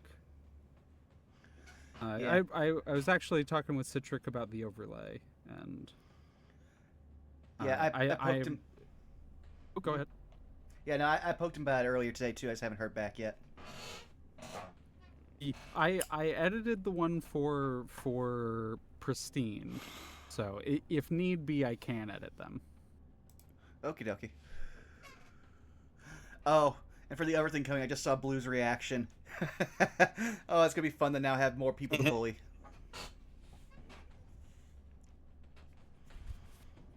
Because yeah, there might be more games coming in the future. Hey, haha, wink, wink, nudge, nudge. I have a singular response to that. Oh. Hello, Mario. True, I'm gonna need to start making a soundboard for that server too. Though sadly, I hardly use any of the soundboards I made for other servers. Let me see, what do I got on the do? I have so many for the Save by Spell game that we just don't use. Let's see here. Oh yeah, here's a great one. Foul swatting!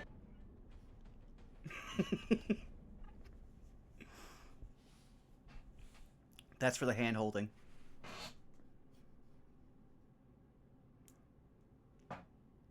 Though I think we could get pretty much a good amount of this in this thread. Not this thread, but in this game too. You what?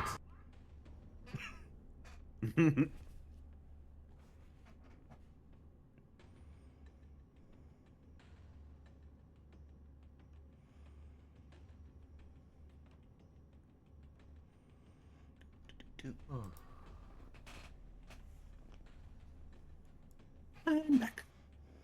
Welcome back.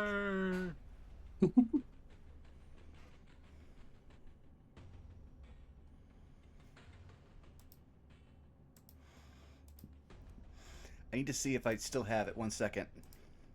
Because this is incredibly apt for what just happened. Where are you? While it is far from a series that I consider, I would say, one of the best, one specific writer that I started watching recently has the best episode 1 character reaction to I'm the main character now. I need to find it, but it's buried in a ton of screenshots.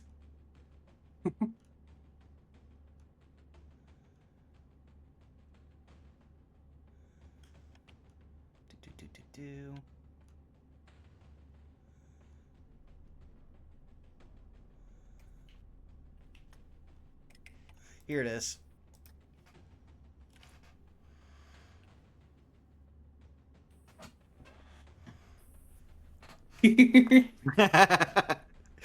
Because again, in every series, there's never an explanation. They just are, you're a common rider. That's the best reaction I've seen to any main ever being told that.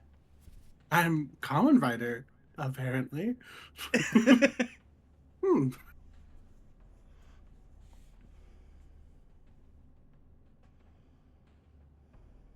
Are we waiting for anyone? Is Clary back? I think we're waiting on Clary. Okay, wait, I just wanted to double check. Now, no rush, Clary, if you can hear us. Just checking.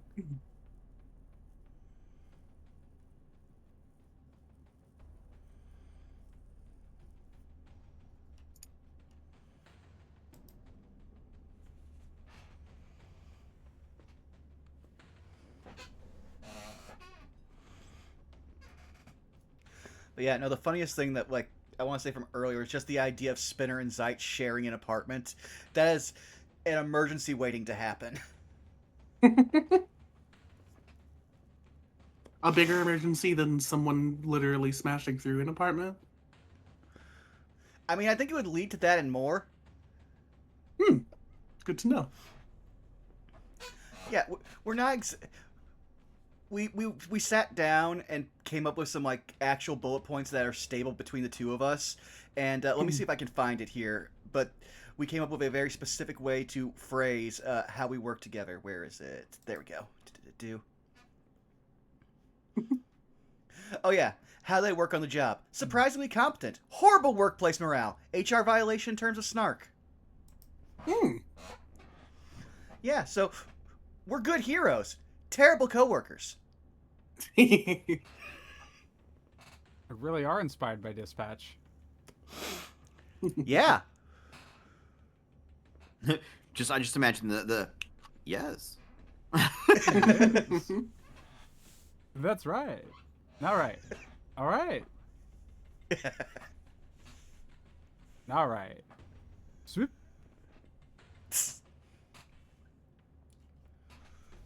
Doug Dimmadome. I'm gonna the Dimsdale Dim. Oh lord, I can't imagine what a Doug Dimmadome of this setting would be like. I still love like the bit that the meme someone sent me of Doug Dimmadome in like a Pokemon battle with an Alolan Executor, and it's like Doug Dimmadome of the Dimsdale Gymmadome challenges you to a battle. You're Dimmadone for. I love the Dimsdale Gymmadome. It fucking killed me. The Jimsdale Gymmadome. I love the one where someone managed to get their insanely large Doug Dimmadome actual cosplay hat when they did a full cosplay of him into an Arby's, and just the recording of everyone else in the Arby's reacting to them. It's amazing. Good.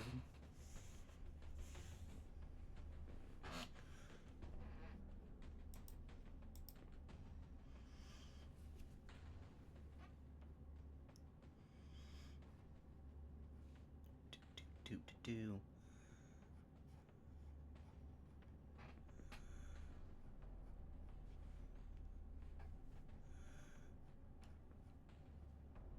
No, I can absolutely make one of the because like in the setting we've talked about there being like the holdout states or the free states as they call themselves, free in heavy quotations. They're like several different presidents running around, and one of them can absolutely be Doug Dimmadome coded. Oh yeah. Oh yeah, no, I actually have an entire thing in my head for if we ever bring up at least the holdout state of Virginia, like as Zeit, and I've just been keeping in my back pocket for things. That and another thing that me and Clary came up with, which is just Zeit's first rule of being a distraction. Which again, I'm saving. That's one of the few stupid jokes I've ever come up with that I'm just waiting for a moment for.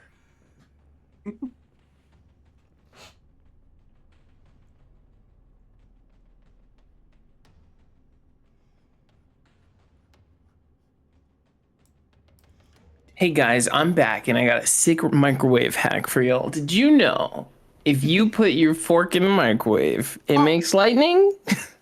Hey, did y'all know that if you put your fork in the microwave, it heats things up faster by causing a fire? Oh shit, I gotta try that. I did not put the fork in the microwave. Intrusive thoughts just go crazy literally anytime my microwave's. You know, My I favorite wouldn't song. have faulted you if it did happen. I think I No. I learned very early on because my mom put a Wendy's burger in the microwave when I was like 10, but it still had the wrapper on it, and they're made out of tin foil. Yeah. And I remember looking at the microwave and going, "Mommy, why is the microwave sparking?" Mummy. All right, I think we have everyone. We're good to go. Does anyone need any more time? I'm good. I'm all set. Okay. Yep. Skelly? Good here. Yeah, good, cool. All right, good to go. Then we are returning to our circumstance, and now no longer dealing with the aftermath of a flying rider. We are now currently dealing with a monster, a horrible interdimensional beast that has invaded and via this dimensional rift that has been torn open. You all can see, or those of you that are currently on the testing area, so that being Black Mirror, Spinner, and Zeitgeist, can see that the techies are currently trying to either stabilize or turn off the equipment in some way, but it is absolutely being affected by this monster rampaging. Like, it pulls itself out of the rift, kind of smashes through some of the equipment, it's starting to right itself and look around. And what do the three of you do? This is a very narrative based, like, combat system. So, and we don't really keep track of physical harm in the same way in this game. It's more about how you respond to those sort of things and how you respond to situations. So if you have something you want to do, absolutely speak up and go ahead and do it, and let us know. I will try to touch base with everyone before you get another round or get another turn, but sometimes it makes narrative sense to have you do more than one thing at a time. So we're not beholden to a strict turn order, and it is kind of up to player agency and initiative of their own to take charge of a scene. So, with the three of you, who wants to start off? Who's the first to react? I'd say Zeit would probably, like, from what I'm about to say, it's just like Zeit would immediately just start shooting into the air. Any of the, like, needles or whatever is attached to him just being, like, pulled right out, not even, like, noticing them, as he begins to manifest his two big glowing, like, hand constructs around his hands. And he just yells out to Spinner, "Spinner, a premier hero just got service daced across town. Work with the brains to figure out what's going on," as he just, like, starts flying towards the Gorillasaur. And I will say, like, what we've talked about, he's going to reach out to the collective subconsciousness and, hey, what do people believe that Zeitgeist can do around here? All right, this is one of those situations. So this is going to be a thing that is specific to your character that we are going to, and I want to do this here right now. I want to determine the best way for you, the most fun and interesting way for you to determine these things and to determine this. I have an idea, but if you have one, I'd love to hear a pitch from you first. If not, I do have a suggestion. Okay, the one we talked about is that you would probably pitch me a power, and then I would just take it and run with it and see if, as best Zeitgeist could use it, and if not, he still has his two base powers of flight and giant hands to work with. Yeah, and I think that's a good way to do it. I think that functionally, when you are reaching out to the collective subconscious about what people believe in your powers, that is a version of unleashing your powers, right? I think that makes sense because it isn't like a controlled thing. It isn't something you specifically know. It is the unleashing of your ability. And that is one of the moves in this game. So as we are in combat, we are going to get to the first aspect of combat. At the start of every, and that is an important mechanical part of combat, and that is the team pools. You will see right next to the wash on the map that I have added a little section for team pools. I have them for all of my groups, and y'all are my lovely Threadbare. So you get one at the start of every session. You get another one for entering combat against a dangerous foe. We currently do not have a team leader. I do believe everyone has the same purpose in this fight, and that is to protect civilians, to stop the monster. I don't think anyone specifically mistrusts anyone, but I do think the team is ill-prepared or off-balance because this just happened randomly, and it is your starting circumstance. So that is going to add and then remove an additional team. The team pools are spent and used to access what they're called in the system of masks adult moves. I like to call them hero moves because it makes more sense for the situation. By the base mechanics of this game, you can do these moves at any time regardless. I think that's less interesting. All of the wield your powers, overwhelm a vulnerable foe, persuade with best interest, empathize, and stand up for something, they are all more powerful than than the other basic moves. They all get you more things, and they are more interesting, and they're more narrative. And so rather than just defaulting to them, the way that I mechanically run them is you have to spend a team to use one of those hero moves. The concept or the idea behind that being that in order to truly be a hero, in order to gain access to the abilities and powers and clout and influence that a hero has, it requires a team. You rely on each other in order to achieve what you would not otherwise be able to do. So for certain specific powerful abilities, you will need to do that. The moves in this game will either add or some of them will either add or remove team. There are other ways to gain or remove team in general, but some of the most effective and fastest ways to add team, to make sure that you are building that team pool and so that you can continually do heroic moves, is to defend either someone or something, either each other or the world around you. Zeitgeist, coming back to you in your action, you are unleashing your powers here. The way that I think that this should work functionally is you roll unleash your powers. So roll me 2d6 plus freak. Okay. That's a miss. Okay.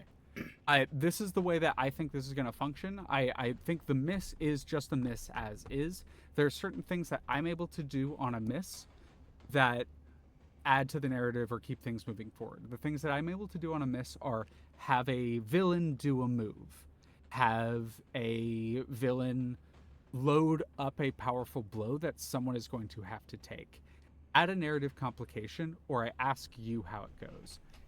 For the sake of ease, simplicity, and knowing this mechanic moving forward, this is your specific tapping into the collective consciousness. On a miss, you have your basic 2 abilities. On a hit, I think either I or you will suggest a couple things, and you get to pick one of them.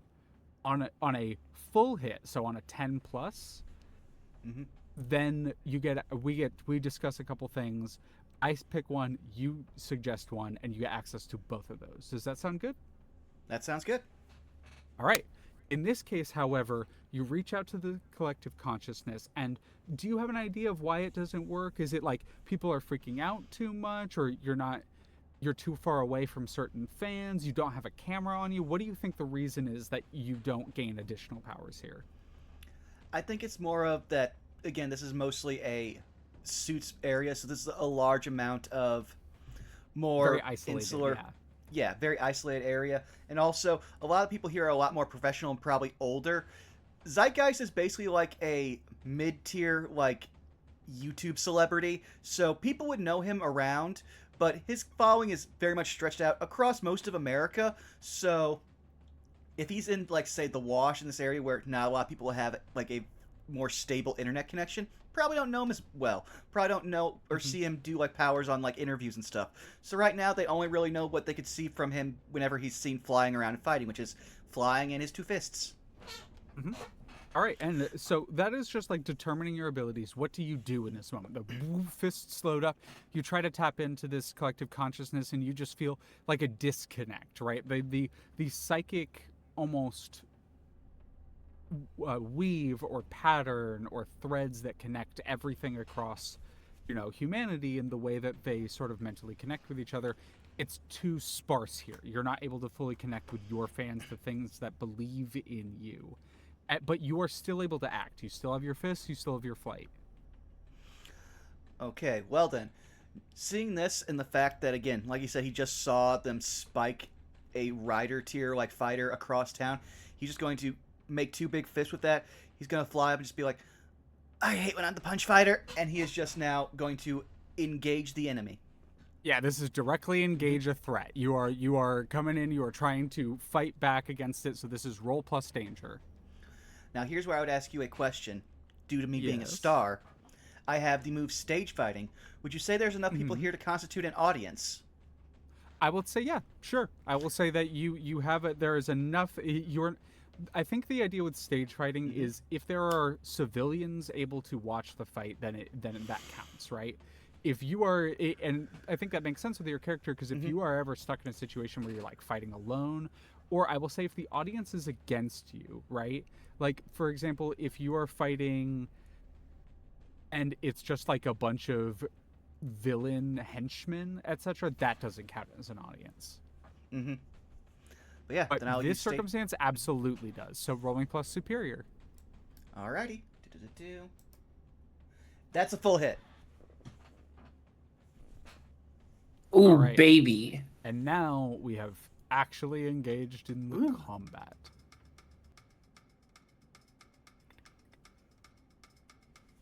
All right, on a full hit, directly engage your target. On 10 plus pick 2, you get to resist or avoid their blows. You get to take something from them, create an opportunity for your allies, or impress, surprise, or frighten the opposition. All right. I would like to impress my allies and surprise the opposition. I think that Oh. you can. So this is really quickly, Momo. You can arrive whenever you feel is narratively or dramatically satisfying for you. But regardless, as you're running towards, you still see these two glowing fists appear, and someone or something on that island starts boxing with this gorilla sore, etc. You are not resisting or avoiding their blows, so as a result, you are going to have to mark a condition. Mm-hmm. Because, like, you are getting knocked around as a result. Something is happening. You're either afraid or you're insecure. Something is happening to Zeitgeist as a result of engaging with this thing. What do you imagine it being?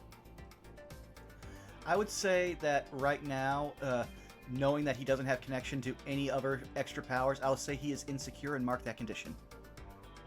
Yeah. You're like a little unsure of yourself, a little insecure, and while you're fighting, there's almost that like self-doubt starting to creep in, right? Mm-hmm. But nonetheless, that is internal. Externally, it is an impressive show. And at one point, you get hit by a similar blow that knocked the writer down, but you manage to bring the fists in time. And rather than getting like launched across town, you just kind of go skidding across the ground and manage to pick yourself back up. So while you're like, fuck, it looks impressive. Nice. Do we mind if I have next go? Hop in. I think like as Zeit is like skidding back. Because you created an opportunity for your allies really quickly, right, Zeit? That was your other one? Mm-hmm. Yep. So I will say for this, because you're the next one to act, you get +1 for it. So you get a +1 on whatever roll you do. Fuck yeah. So So I think we like see Zeit like skidding back with the giant fists up, and then the camera like pans to Spinner in the foreground, who's just kind of like staring at him and is like, "Nerds, you think I'm gonna figure this out with the nerds? You fucking kidding me?" And I think rather than trying to do any of that, she is going to directly engage the threat with the Zeit. really quickly, actually, this is actually a moment to get into influence. Of the two of you, who has influence over the other? I think, if I'm not mistaken, do we have influence over each other? Like both? I know I have influence over you, Zeit. Yeah, I think we have influence over each other respectively, just because of our things. Really quickly, before we move on with this, Zeit, when you told Spinner to do that, were you trying to exert your influence over them? I would say yeah, and the fact that Zeit realizes that Spinner has the more versatile ability, at least before he knew that he didn't have any connection to his collective unconsciousness. So he's basically relying on them to handle all the stuff he can't do while he is handling the just getting hit and knocked around. All right. So in that case, you are attempting to, quote unquote, take advantage of your influence over someone. So you do surrender your influence, so you no longer have influence over them. Mm-hmm. But you can hold over and choose one. You don't have to, but you can choose one. You give them a -2 on their roll. You can inflict a condition on them, or you can take an additional +1 on a move, but only if it targets them. You don't have to do any of these, but there are options. I want you When to do... someone with influence over So, you, yeah, go ahead. worth mentioning, influence works a little bit weird with me specifically. Yes, which I was gonna ask. Yeah, go ahead.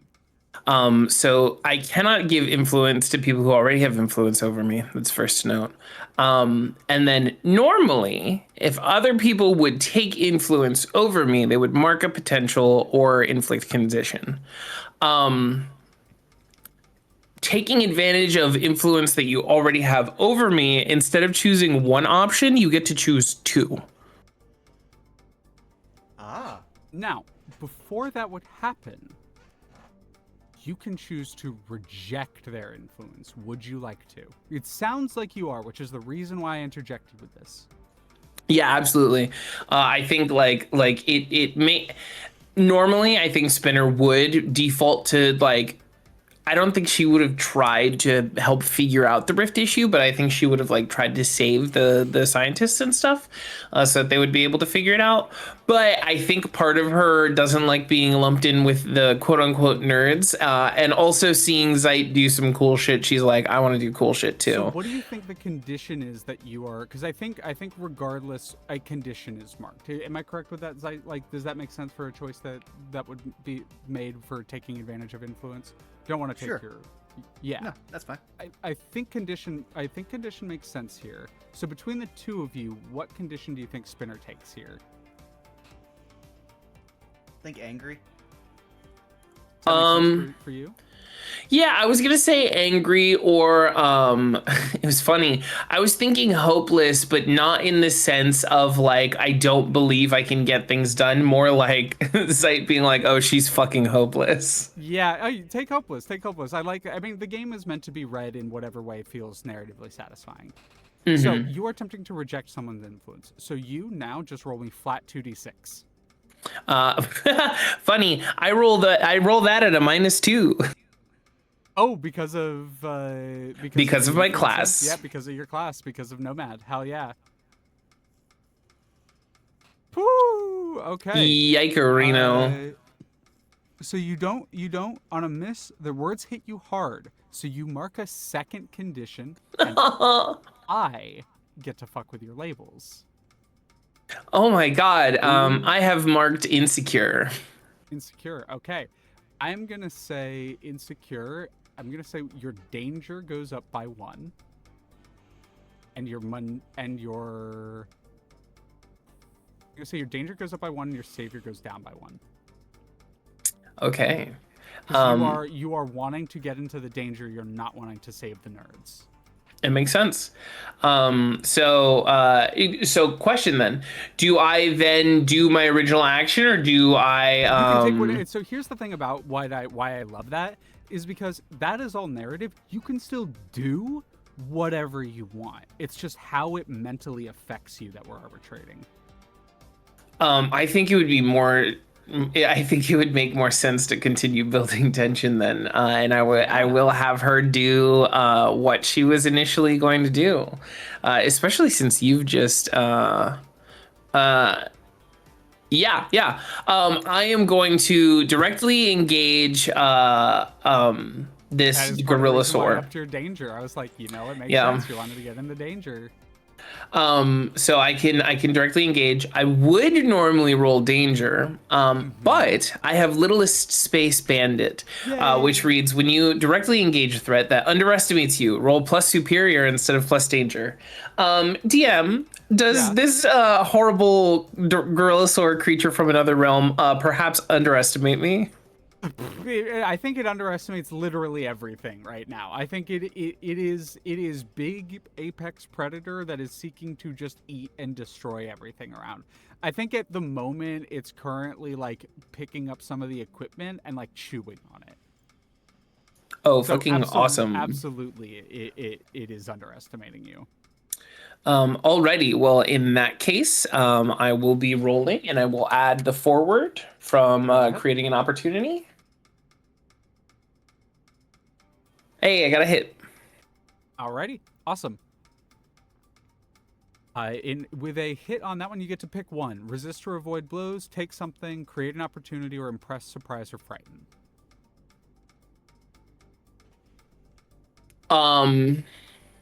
Huh, this is interesting. This is interesting.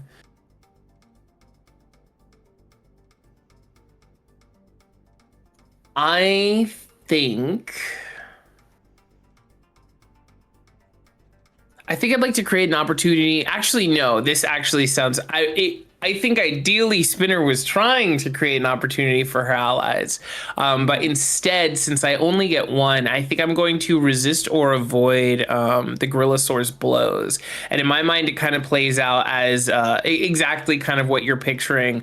Spinner kind of looks offended and like affronted and is like, "No, I'm not going to be any help figuring. Actually, you know what? Yeah, I'm totally going to be help figuring out how to close this rift thing." And then she teleports next to the thing and she starts like, she like just kind of slaps in the face. And then she's like, "Yeah, I definitely know a lot about rifts, Zeit." And then she pops up next to Zeit and she's just like standing there looking at him. And she's like, "Yeah, and I'd be like, I'm definitely better suited for running away."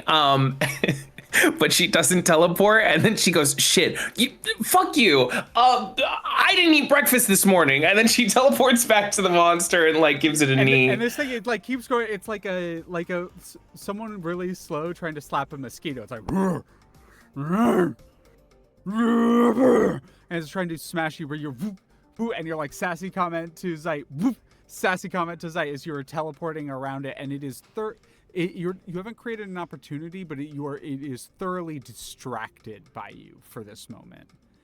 Radical. And I really quickly want to check in with Black Mirror and or Ryder. Who wants to hop in next? All right. Did Ryder want to go first or me? I think Momo is waiting for a narratively satisfying moment to jump in and be cool. Okay, got it. Maybe a little. Yeah, hey. Beyond valid. So Black Mirror is going to not necessarily contest with the Gorillasaur first. She is going to look at the equipment that aided its arrival. And see if there's anything she can do to help there. Oh, right. Yeah. That sounds like you... Okay, so first thing is you're assessing the situation. Like, you are stopping.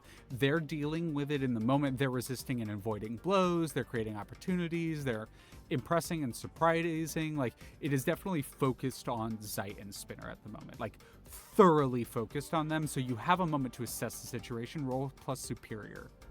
Okay. Not the best at it, but let's give it a shot. Nah. That is a myth. Here is where we're gonna, because you rolled a 6, this is where we get to another, a mechanic I really like. The other thing you can spend team pools on are giving an ally a +1 to a roll. But it has to be a teammate that does that. So if you fail, you can't go, okay, someone like you spend a team point to succeed. Someone else has to go, I spend a team point to help them succeed. And then the two of you discuss how that happens. So this is the reason why I'm specifically bringing it up is because I'm making sure everyone knows the mechanic and I'm giving the opportunity for one of the other players to say, I help. Doesn't have to. You don't have to. I know you all have limited team, and that is part of it. But that is something that that is. I'm making sure that mechanic is clearly stated. Yeah, absolutely. I think in any other situation I would help, but I feel Spinner's probably too preoccupied. Yeah. Yeah, not a problem. Sounds like the resolution is a failure in this particular case. So in the resolution of a failure in this particular case, so here's what happens with a miss on this situation.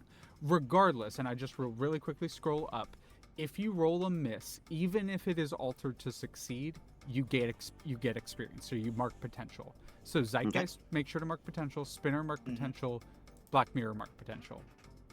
Woohoo! You got it. So that is the first thing that happens when you roll a miss. The second thing that happens when you roll a miss is I get to ask you a question. Okay. You can either, with a miss like this, you can either not succeed at what you're doing, but not have any other consequences.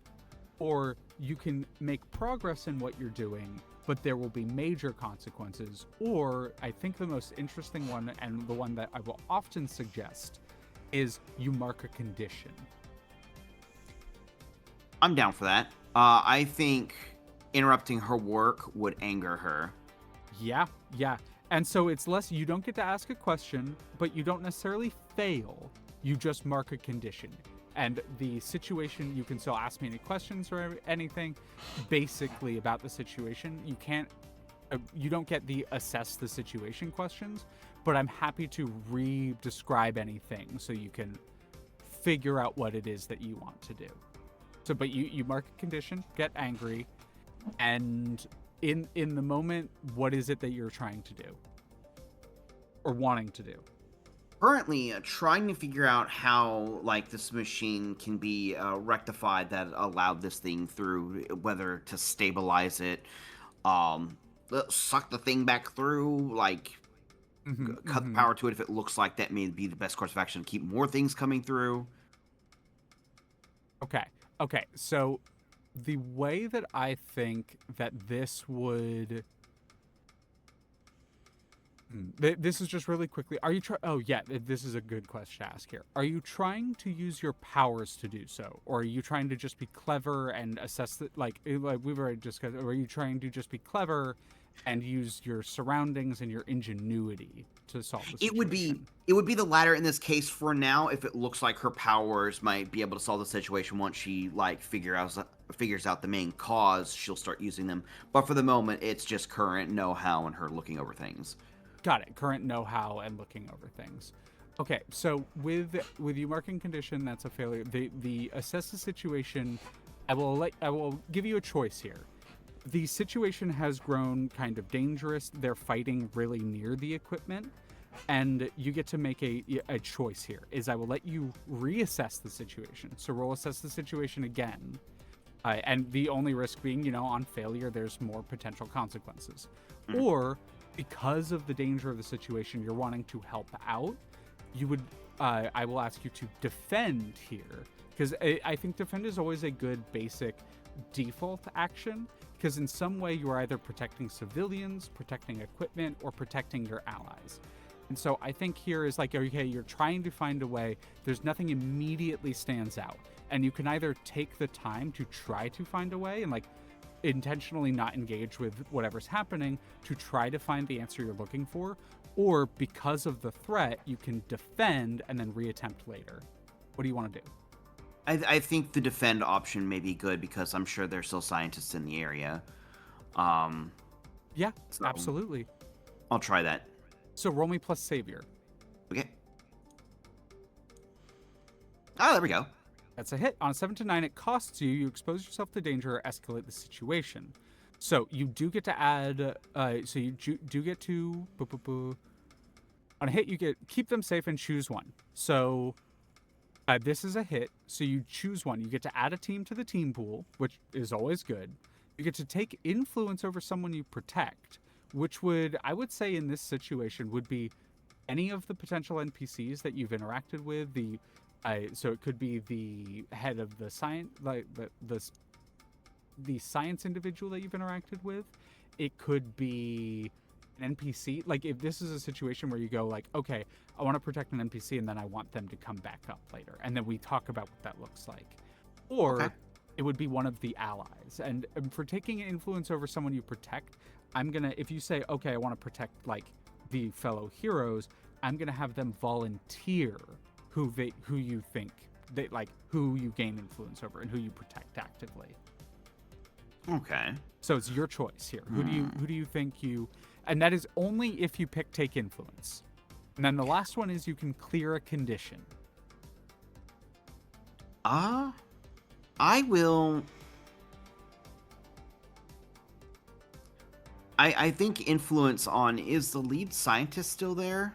Yeah, she is Ms. Palmer currently still like there? in the observation area, and I think that makes a lot of sense because you were like, okay, I want to find a way to help, I want to find a way to shut it down, and you can see that the head scientist, the Daisy Palmer, Dr. Daisy Palmer, is up there in the like observation platform trying to get things working, and the thing is like, well, you can't figure out an immediate way to help with the equipment, but you know that she probably can. And one of these things, like many fists, is being swung around, is like heading towards the observation tower, and you see that happening. How do you defend it? Like, what does Black Mirror do to defend it in that moment? Okay. Would probably not only help her, but might use might consider using her powers to like reinforce the location in case, like, I don't know, the gorilla sort of like comes crashing this direction, sort of deal. Yeah. And so it's like kind of fighting a little bit on the outside of the testing area, and it's like smashing anything it gets close. The two of them are distracting it at the moment, but it's like one of its wild fists is heading towards the observation area, or it goes like on a rampage in that direction, that sort of situation, like chasing after one of them. And you see that happening. You said you wanted to like reinforce it, so like I like to imagine, and I like, you can step in. I want you to describe how you feel this happens. But is it something like you draw in like the mirror or the reflection of something, you draw a wall or like extra reinforcements? Or... It would be almost like reinforcing, like almost like metal plating, or like maybe reinforce like steel girders or something, to try and like brunt the blow if it comes that way. Like on the observation deck, like kind of like shielding the front, but not quite blocking the view. Yeah, absolutely. So you kind of like, thicken the lines, maybe draw a small barrier, and the tower that she's in, the observation platform, like shakes a little bit. But from your quick thinking and quick action, you reinforce it to the point where it kind of shakes, but that's about it. And she looks out and she sees you, and she just gives you kind of that hurried, little bit anxious, nervous nod, like a, huh. Oh yeah. Do I mark it as like influence with them? Yes, and you can mark influence over Dr. Daisy Palmer. Okay. All right. Yeah. All right. Who is next to act? This thing is still currently kind of rampaging on the outside of the testing area. Two of you are distracting it. Fighting it back a little bit. Currently, Black Mirror is protecting and defending the scientists. Who wants to act next? I can chime in now, I think. Yeah, hell yeah, let's go, Ryder. I think Ryder is doing as previously stated and zooming across the water. And I think what I'd like to do is kind of assist with like just getting this thing to stop what it's doing, even just a little bit. Are you I more think- focused on like defending or protecting the situation, or are you more focused on like kicking this thing's ass? I think like immobilizing it is kind of the idea right now. Got it.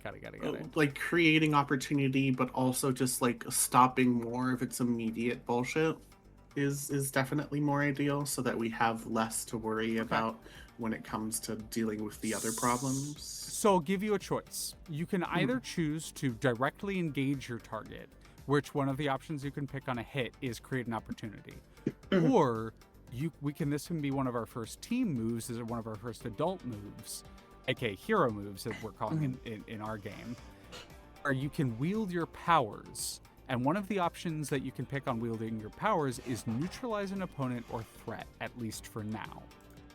But it does spend one from the team pool.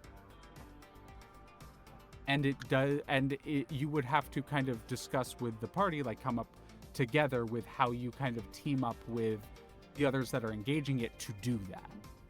Which do you want to do? Oh, okay. I don't think that Ryder knows these people. Yeah, you're not working with them quite yet, so you're more creating an opportunity for them. Yeah, that makes sense. So I guess I would be engaging them. That would be directly engaging a target. Yeah. I think what Ryder is doing is You know when speedsters do the whole running around something in circles thing to kind of topple it? That's what I'm doing. Absolutely, absolutely. Trying to get it loose on its feet so it either topples over or Yeah, no, that just loses makes balance. perfect sense. Amazing. Yeah, I love that. Love that. Love that. Okay, so that's danger, I believe. Mm-hmm. Okay. Let's see.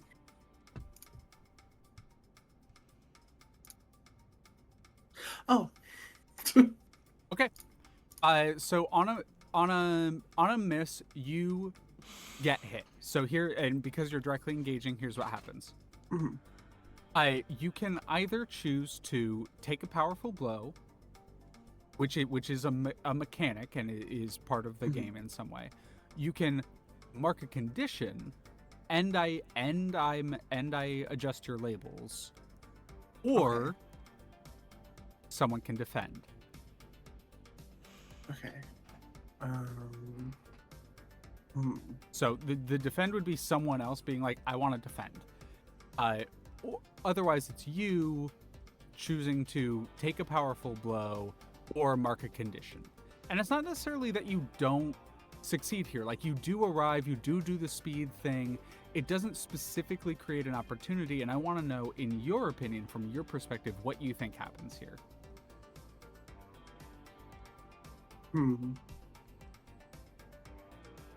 If I got hit while trying to do this, let's see.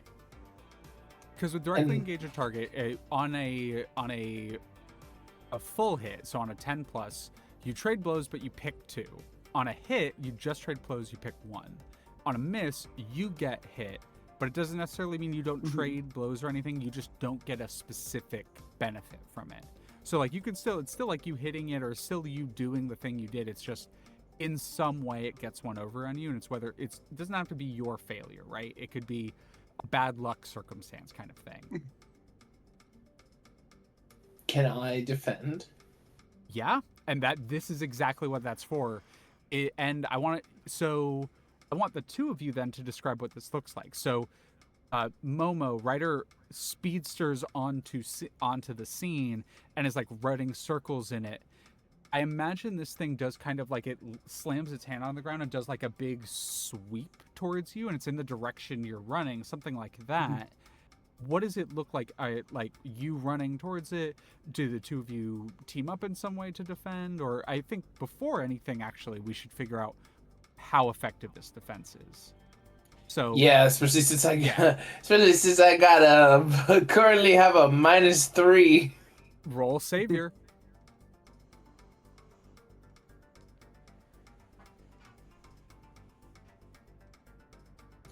Wow! Oh, even with a -3, I would have succeeded.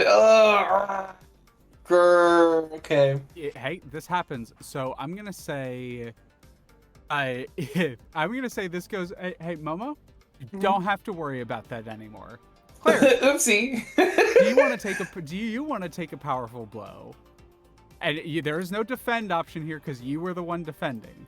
So do you want to take a powerful blow or mark a condition and have your labels adjusted again? I'm not ready to. I'm like on a 3 strikes you're out kind of feels right now. So I'm feeling if I fuck up one more time, I'm probably gonna take the blow. For now, I think I think I'll mark potential, you two, by the way. Yes, I will take potential. I think angry. I think I'm gonna mark angry as my condition. Yeah. So again, Momo and Clary, I want the two of you to. So Momo, I want you to describe what it looks like you arriving on the scene, and then Clary, I want you to describe what it looks like stepping in and taking the hit. Yeah. You first, since you're describing how you got there and what you did. Yeah, I think it kind of looks like a dot surrounded by just kind of upkicked water, getting closer and closer and closer, until just kind of this flash of like brownish green flashes onto the scene before some air and dirt and debris kind of start kicking up around as Ryder would start immediately trying to unsettle it and run circles around it as fast as possible. And I think the thing that you weren't expecting, Momo, is that it agitates it. Like, it really pisses it off, and it starts, like, coming for you way more aggressively than you expected. And in that moment, when it, like, slams a hand on the ground and starts sweeping towards you, Clary, how does Spinner step in? Yeah, so I think you hear pretty loud and obnoxiously, there's totally not someone trying to steal my shtick right now. And Spinner, like, bamfs next to you and is just kind of looking at you a little annoyed, like, a little annoyed, You're, similarly to, like, focused on them for the moment. Yeah, like, my back, I think, like, I would, like, port, like, I'd port right next to you and be, like, my back would be to the sweep. And like, whether that gives you an opportunity to veer out of the way, whether that means I take the blow instead of you, in some way or another, it ends up, the blow mostly hits me instead of hitting you. I think I'd be like, hey, look up behind, and then... Yeah, I think, like, they appear in front of you, and it causes you to, like, full stop, which causes you to see the thing in front of you sweeping towards you. So you, like we see the leg flex on Ryder, the, like, you know, crack appear in the ground, the full anime, like, as you leap out of the way. And Spinner, you're like, what the as you eat the hit from behind and kind of, like, go... I honestly skipping across the lawn for a little bit. Yeah, I was gonna say, I think she, like, I think you say, like, hey, look out. She goes, I think I've got this hand, and then just gets I think totally... I've got this hand, and then the hand from the gorilla, like, smack. I think I've got this hand.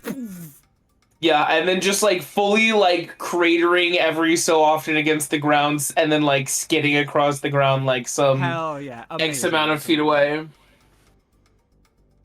All right. The situation continues. Who wants this? Everyone's gone, so who wants to act next? I think anyone but you, Clary, is you're currently skipping. Oopsie.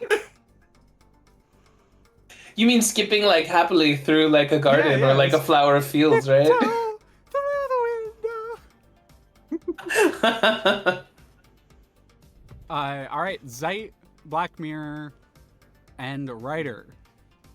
Who's next to act? This thing is still on a rampage. I would say Zeit flies up, gets a quick, like, assessment of the situation, seeing his sidekick skipping, or being skipped, I think would be the better phrase. He sees well, actually, here's a good thing, another passive move that I can actually use. Seeing a new rider on the scene, could I use my ability Gossip Mag to try to figure out some stuff about them? Absolutely, yeah. Okay, let me pull this up here to figure out what I can ask about them.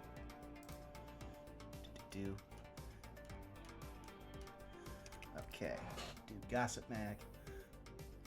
What they are up to, who they care about most, what allies do they have, enemies, where and when can I find them, and how can I... Okay, so I don't really want to ask them. I would just like to ask if I recognize this particular rider as. I know there's a bunch of them, and I just watched a premier hero rider get yeeted.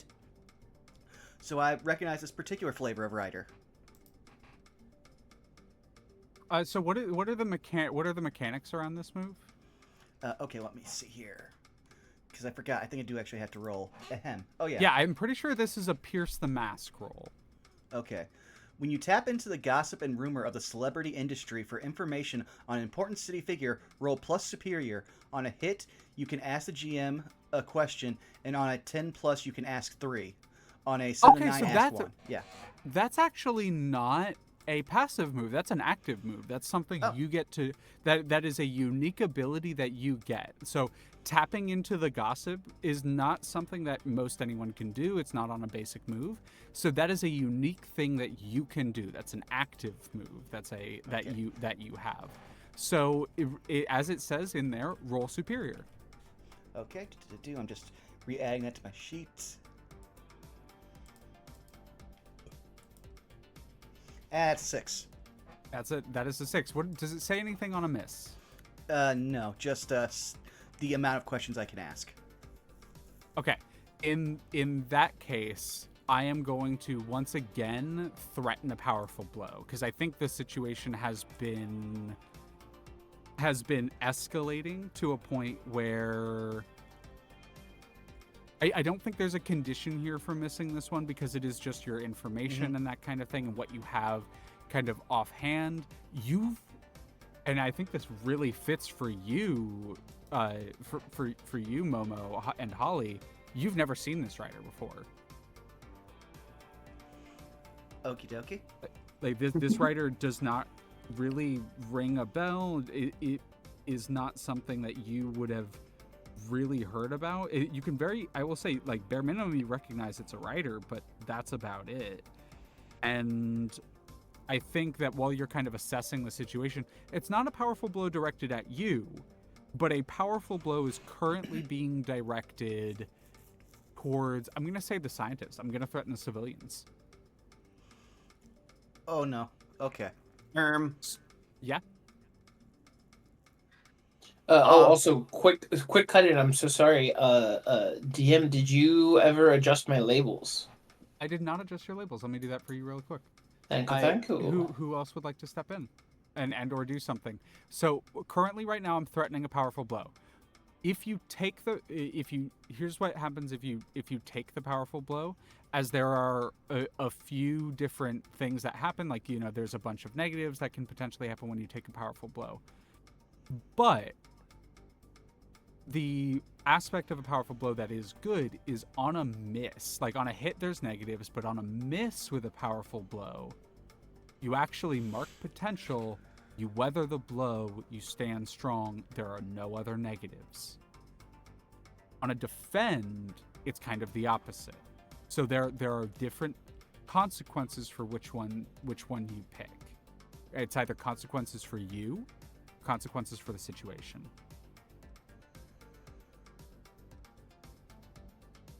I mean, I think it would make the most sense, like, Black Mirror is over by the scientists right now. Yeah. Are you defending or are you taking the blow? I think she would do whatever it takes to keep them safe. So it could be a, like, weathering the blow situation. I will also, because of you specifically and your ability that we have talked about, I will also allow you to unleash your powers. Because one of the options on Unleash Your Powers is reshape your environment. So if you succeed, you would potentially be allowed to reshape the situation so that it is not threatening them with a powerful blow. Yeah, I do see that. I do see one of my flares is shielding. I spend one burn to defend someone else from an immediate threat, rolling freak instead of savior. Yeah, do you want to spend burn? Sure. Have you rolled your burn yet? I haven't rolled burn yet. Yeah, so I think in this moment, like, Black Mirror's powers really start to almost overflow, right? Mm-hmm. Awesome, yeah, Mark. Well, when you charge up your powers, because that's what's happening right now, right? Like, this blow is coming in, you begin to charge up your powers. Roll burn. Okay. Let's see. I'm going to see if this also adds conditions. I believe it already adds conditions in this roll. We'll find out. Hit. Okay. So I gain 3 burn and I mark a condition. Mm-hmm. So I am... And it's only spend 1 burn to defend someone from an immediate threat and roll freak instead of savior. I will mark afraid because I'm worried for the scientists. Yeah, that makes a lot of sense. Actually... No, that's fine. That's fine. Yeah. Okay. Alright, so I'll roll freak instead. Labels adjusted, Clary. Thank you. Okay. Yeah, so I would just roll freak right now? Yep, roll freak. Full hit. Full hit. Alrighty. All right. In that case, on a 10+, you keep them safe and you choose Ooh, yeah. I'm gonna say you not only do you add a team to the team pool, but there are no negative consequences that happen from you defending here Okay. because you already have the consequences of the burn happening. So what does this look like? How do you reshape the environment? What is you tapping into your burn look like?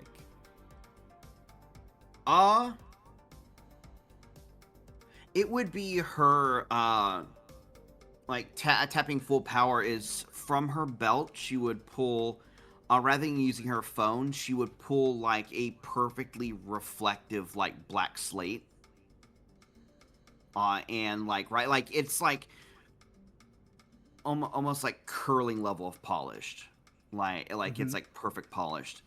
And she would begin writing on that with the style one of her styluses. And she would draw almost like it's almost like an art tablet, but it has a bunch of like options available to her, like almost like quick select tools like CSP has that like help her get like art done really quickly. Like it helps her like pick a color pick and things like that. And she would like draw almost like an iron wall like in front of the tower this time. Absolutely. So this thing kind of it knocks Spinner out of the way. I think Holly / Ryder jumps away, to avoid the blow, and you're still moving up to it, Zeit, to like re-engage it. But because of the way it's turned, it's looking at the scientists, and just something goes feral in it, and it just leans forward to smash the installation. Probably tons of people will be hurt or otherwise killed. And then you all watch. And what does it look like when something is conjured from your drawings? It almost looks like it emerges from like a form of like negative contrast light. Would be like Got it. So the it looks best like way I can negative, describe and it almost seems to like pull out of shadow and that kind of thing before solidifying into a real object. Yes. Almost like a 3D object in a video game that's still loading in with like all the vertices and everything. Yeah, that's a good way to describe it. Yeah. Hell yeah. So it kind of and then manifests fully, and you all watch as this thing and gets pissed off and is just slamming against the wall now. Who's go next? Fucking awesome defense there. That was great. Yeah, oh my god. I was gonna say, oh, go ahead. I have something that might help. Absolutely. I think in this situation, I have my active move game face. Yeah. What does that do? When I commit myself to save someone or defeat a terrible enemy, I mark a condition and take +1 ongoing to all rolls in direct pursuit of that goal. Hell yeah. At the end of any scene in which I don't make progress towards that goal, I mark a condition. Alrighty, and you are setting defeating this threat to the city right now as your goal. Yeah, absolutely. Hell yeah. So, let's see.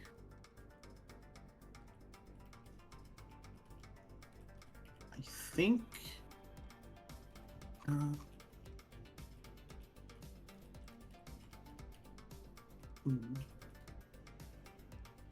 Trying to think of what would be the best way to do it here.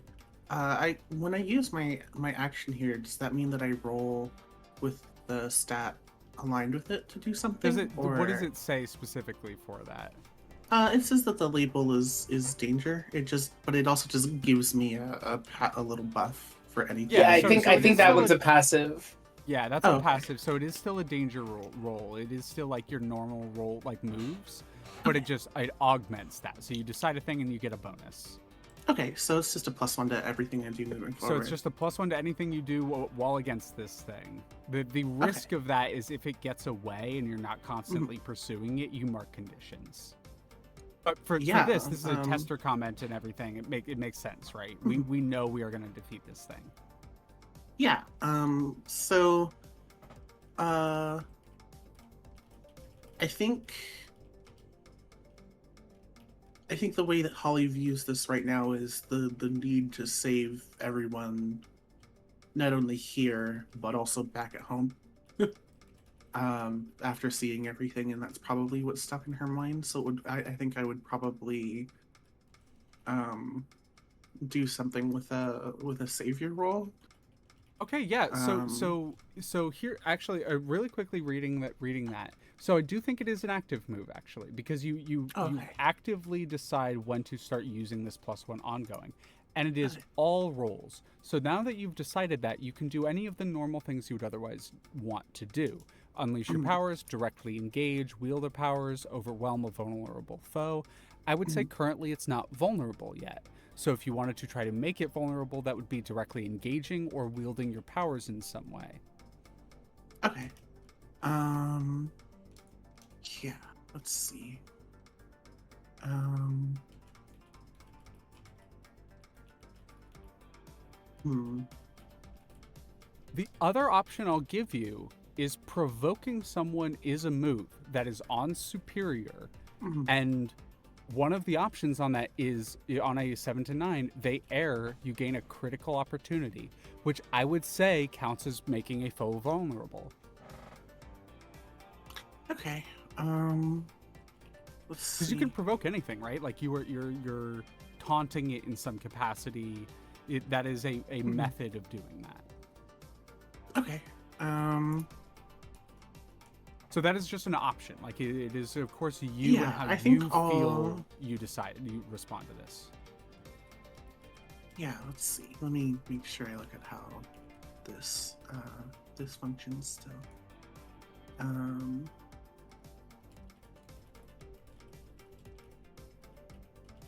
Let's see.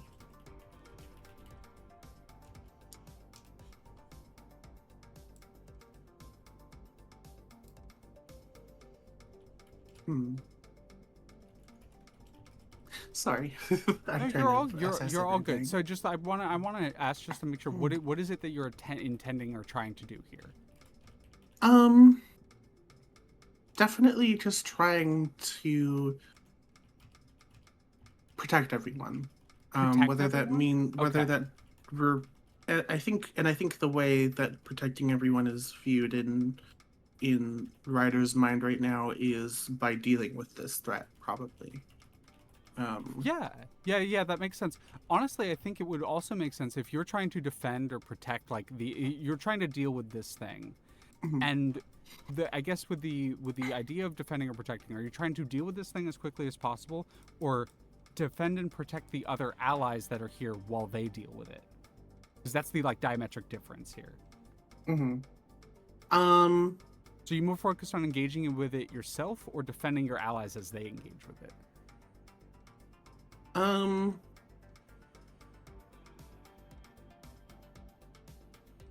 hmm. Everyone's been, well, I was gonna say everyone's been kind of capable, but I don't know if that's entirely true. Um, Rude. I mean, I think it's outing um, yourself. You took it personally. it's true. Um, yeah, I think beating the shit out of it is probably Okay, yeah, and one of then the in that easier case, ways it to is do directly engaging the target, so Okay. plus danger, and you do get a plus So- 1 because of your ability. Okie dokie.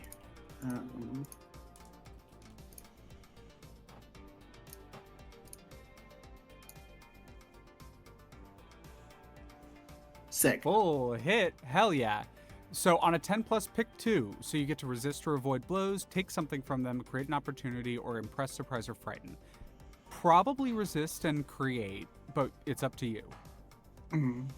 Um, I'd also say take something would make a lot of sense as well. mhm.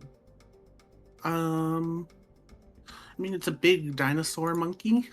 Mm-hmm. I don't know what I could take from them.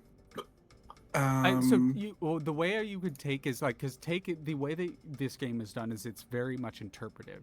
So you Mhm. can take something from them in the way that you're taking opportunities away. You're taking the things that it's trying to hit away from it. You're Mhm. taking chances for it to hurt your allies away from it. Okay. Um, I think that I want to avoid blows and scare the shit out of it. Oh, so you're not creating an opportunity. Which is fine. I just wanted to double check. Yeah, let's see. I'm not sure. I mean, I don't know what frightening can do. So impress, surprise, or frighten. Impress would cause them to probably banter. Surprise would probably cause them to act irrationally, and frighten would cause them to run away. Okay. Or retreat, or start to back away in some capacity. Then yeah, making an opportunity. Yeah, that makes sense. I think that. And what does this look like? Are you like, yeah? How does this happen? Because I think it's obvious. How tall is this thing? T-Rex size, right? Like T-Rex 20 to 30 size. Okay. feet, 20 to 30 feet tall, and probably closing in on like 50 feet long. Yeah, I think that I was going in circles around it before. But then I've kind of collected myself after seeing the more immediate threat that this thing poses. And I've started doing figure eights around its legs instead to avoid all of its attacks and be a little bit more focused. Amazing. So we see you. You're so. It. Yeah, that's so perfect. So it's like dashing in between your legs, or you're dashing in between its legs, and it's like reaching down and like trying to grab you with its various arms, and all of you watch as basically turns its head internally and is like looking underneath it, and it is completely exposed from every other side. And expertly, nimbly, Ryder is avoiding these massive smashes from the gorilla fists into the ground. And it has created a perfect opportunity for someone to land a devastating blow on it, or in some way neutralize it. So I'm gonna say this is you now officially in combat with this thing. It is either neutralizable or vulnerable. So that means someone can choose to wield powers or overwhelm a vulnerable foe and potentially finish the fight. Friends, I gather before you today humbly to ask to redeem my stupid chud Scrunkly. Do it. Hop in. I just saw the gif you sent, Vaughn. For reference for listeners, it says spinner meanwhile, and it is a rock being skipped across the water. Okay. I'm gonna try to overwhelm a vulnerable foe. All right. So I don't. Danger. Yeah, I don't think I can add anything else to this, but I don't think I subtract anything from this, contrary to all the conditions I have. Quite possibly one of the only things I don't take a minus from. So right now I'm angry, I'm hopeless, and I'm insecure. Hey, I will say if you hurt someone or break something important during this, you clear angry. That was also part of my rationale. I'll also but say, yeah, you could potentially clear insecure here too. No, I will say you did ask like everyone above board. Hey, yeah. I am coming to you humbly, so I'm not gonna say you clear insecure here, because that is absolutely the like meta action of like, okay, just do it without talking to your friends. Yeah. Yep. So okay, absolutely. yeah. Oh god, I only have a +1 to danger. Oh, Danger. Dice, please tell. Dice, please tell the story where I do not have my underwear over my head and I'm not a little idiot. Higher. We just need a 6 or higher. Because like 6 is a failure, but 6 is. There you go. Let's go. Okay. On a 7 to, I assume you are picking. All right, no, overwhelm the vulnerable foe. Roll plus danger. On hit, the fight's over. They're done. But on a 7 to 9, you have to choose 2 consequences: take a powerful blow, hurt your foe more than you intended, or cause serious collateral damage. If you hurt your foe more than you intended, that will reflect on how people view you specifically. If you cause serious collateral damage, you can You can clear angry, but you will lose influence with suits. It's gonna be take a powerful blow and hurt your foe more than you intended. And here's why. Yeah. I can DM you what she says. Yeah. But after being skipped across the ground and like some amount of Actually, like this is where I'm gonna ask for Momo and Skelly to deafen really quickly. not Vaughn. Vaughn, Okay. but the audience needs to hear it as well. Oh, that's So true, this that's is true, that's also true. importantly. Okay, I'll deafen. Fine, I nobody. want to say I can We'll take my mess it, we'll headphones mess- off. Yeah, you just do a hey, poke in if the you want to do that, yeah. hell yeah. All right, what do you say? So my first question is, before this whole thing, is the threat like open to the ceiling? Like, is the ceiling open like where we're fighting this thing? Oh yeah, like it's open air fight. You guys are kind of like on an island field. Perfect. Yeah. Spinner, after getting skipped across the field, and like some X amount of like feet away from hundreds of feet away from everybody, like clearly out of earshot. I think she's just like looking down. She collects herself, she stands up, and then she takes off the goggles that she wears around her neck. And she's just kind of like staring at her reflection in the lens of them. And she like sees a pretty noticeable scratch that she has on one of the lenses. And kind of grows silent and thumbs over it for a moment, and then looks up and sees this gorillasaur vulnerable. And I think she says, sorry, give me 1 second. My cat is being such a bastard. cutie. Literally at the worst moment. I love them. I could do no wrong. He was like jumping up on the wall and like scrape. It was like, oh my God. Okay. She looks down, and she says, I don't regret a single thing that I did all those years ago. And like before, like she feels herself starting to slip and like teleporting, and then she adds in the little stinger to like get a little bit extra juice of I love being a hero. And she ports like hundreds of feet above the Right, 'cause it's monster. the physical description now. I'm gonna bring everyone back for it. Yeah. Hello. Alrighty. Yeah, I can do Okay. it again. So after saying what she says, she there's like a glint in the sky for any of you that are on the ground fighting this thing that happen to look up. And there is a spinner with goggles on, hundreds of feet in the air, kind of just like soaring downwards.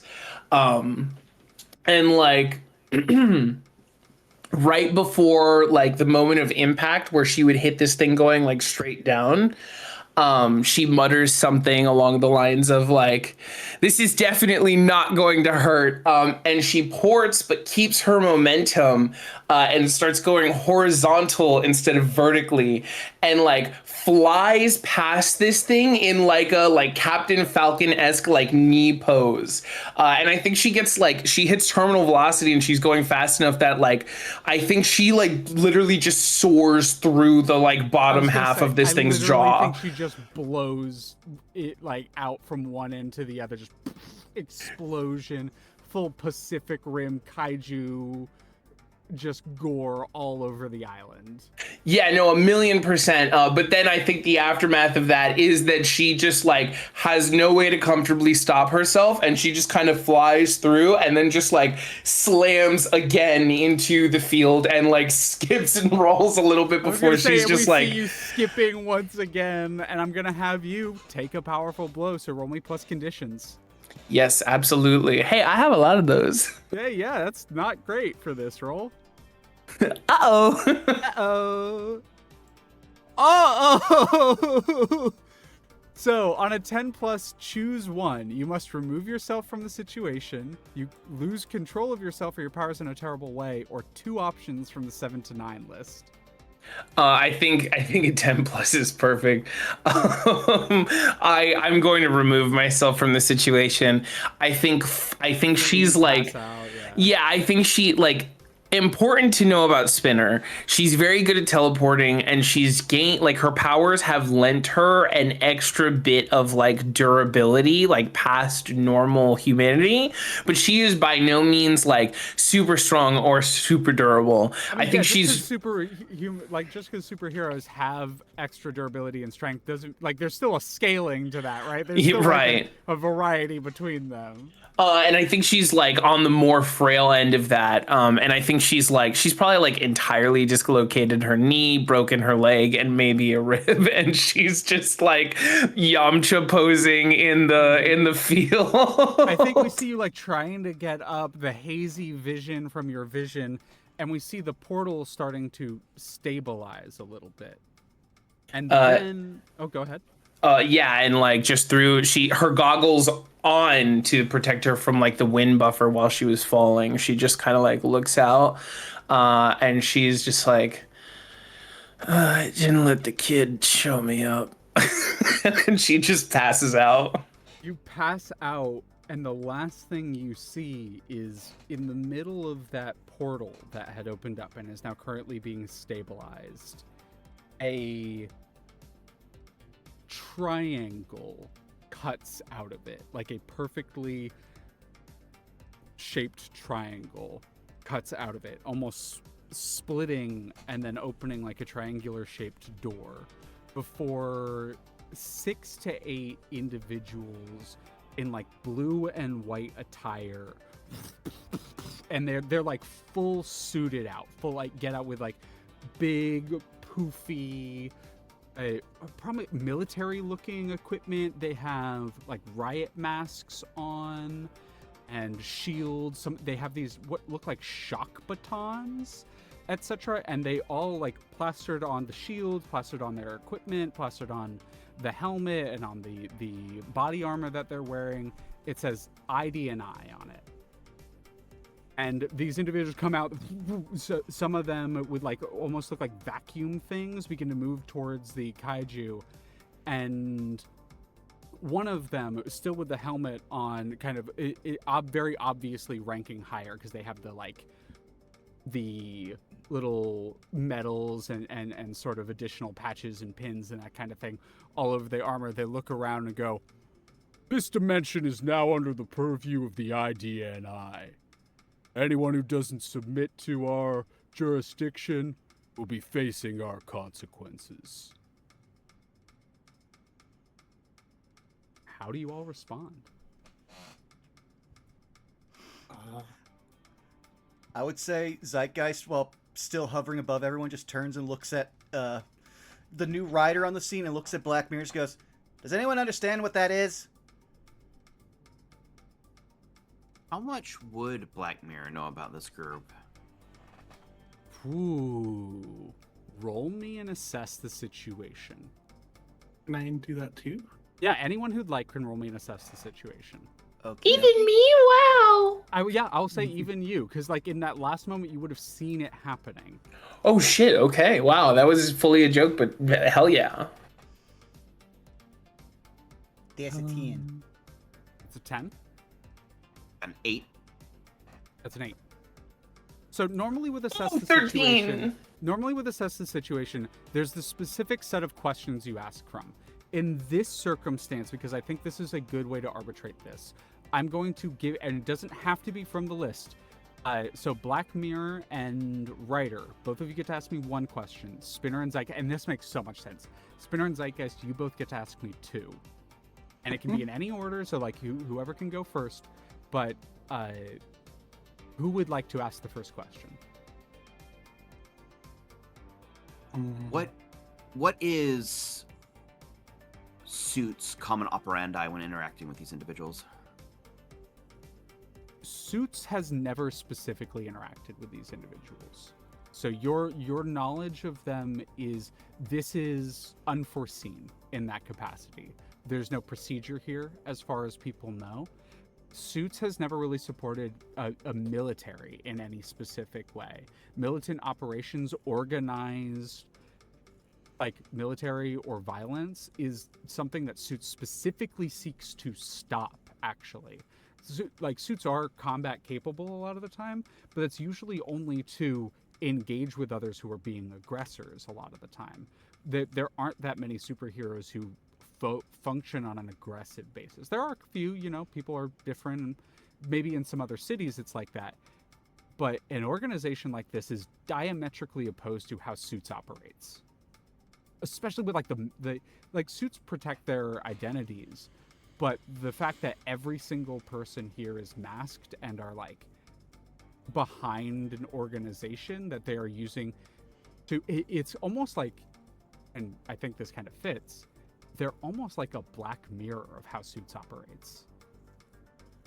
Ooh. Oh, I'm sorry. So I think that's what is that this is against most protocol. Okay. I think we're gonna go to Ryder. What question do you have about this situation? I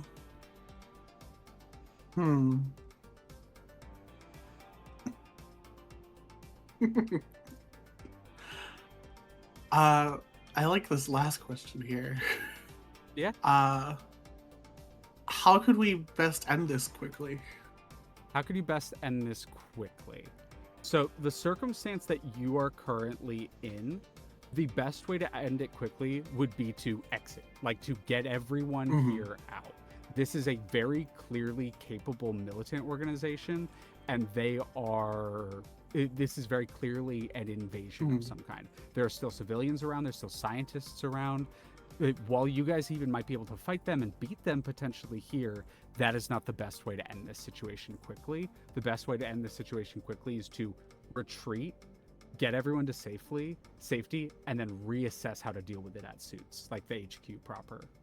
Okay. And then I get a +1 when I act on anything from that. On that. Mm-hmm. Zeitgeist. Okay. First of the two questions. In the very limited number of alternate timelines Zeitgeist has been to before settling here, has he ever heard of this organization? The Interdimensional Department of Neutralization and Investigation have been found in just about every plane you have, or every version of reality you have been found in. And you've noticed that they tend to arrive after you show up. They have only been there maybe once or twice before, when you've showed up in a reality where there was already dimensional travel.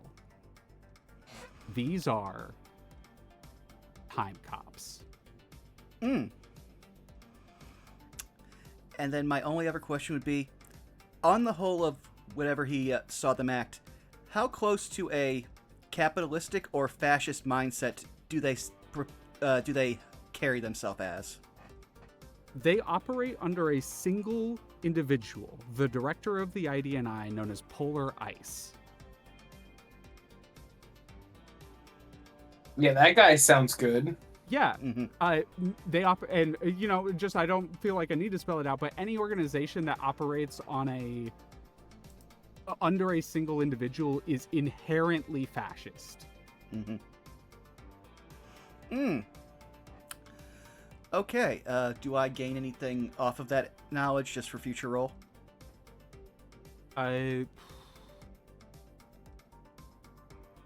What I will say with this is you can write down that you get a +1 when rumor milling against them. So when using your rumor mill ability.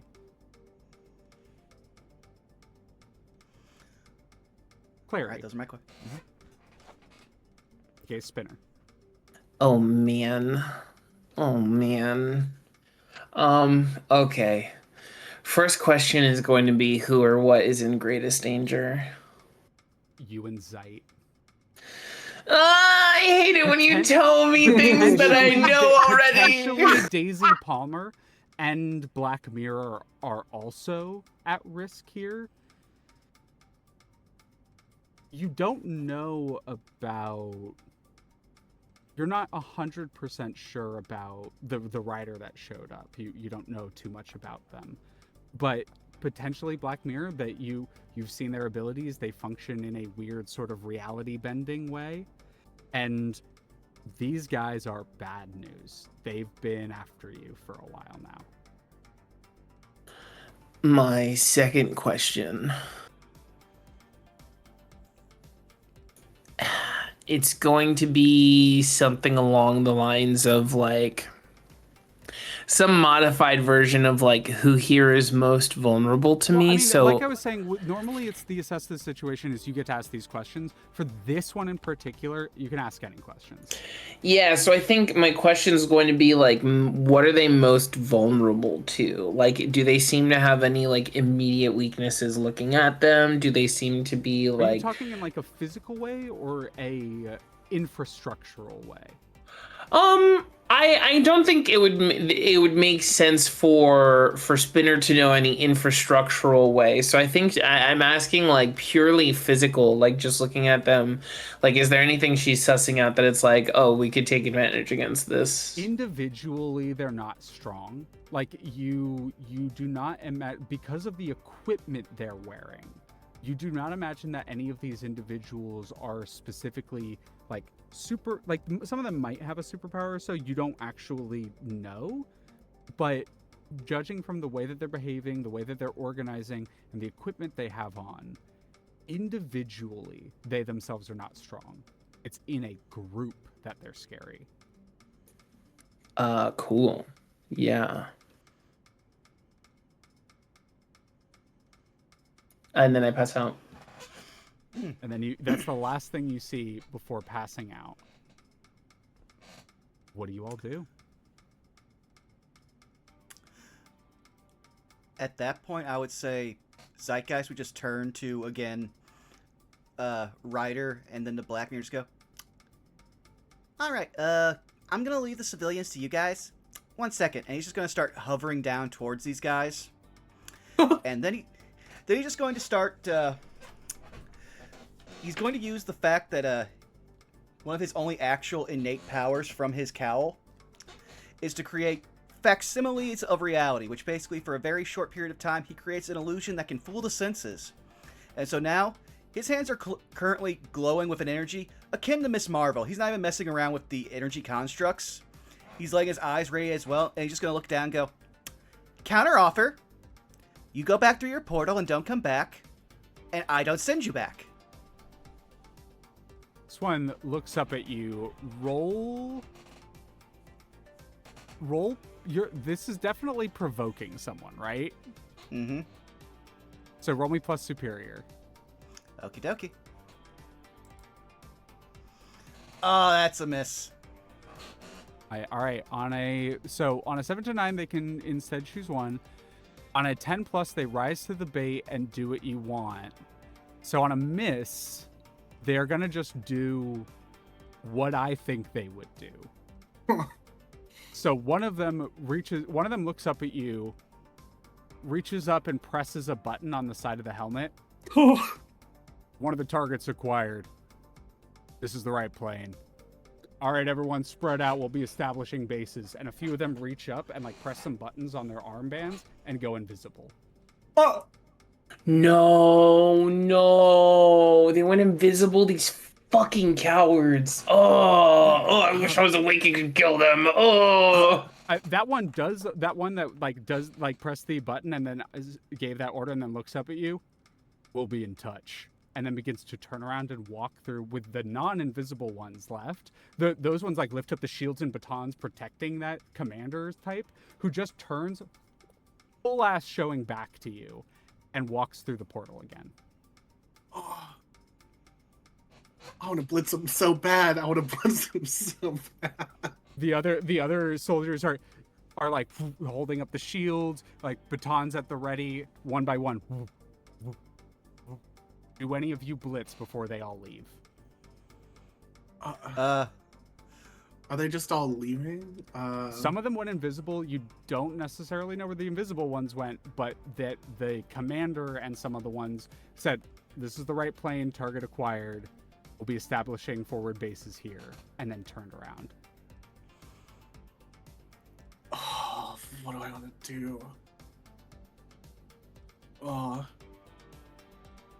I mean, like, kill at least one of them. kill them. We just killing them now? the I word think the word I think the fascist was hesitation is used. in character too. I think I- Ryder. Go ahead. You can correct me if I'm wrong. Go ahead. I mean, my first instinct was, y'all seen X-Men Apocalypse? Yeah. What a line to lead into.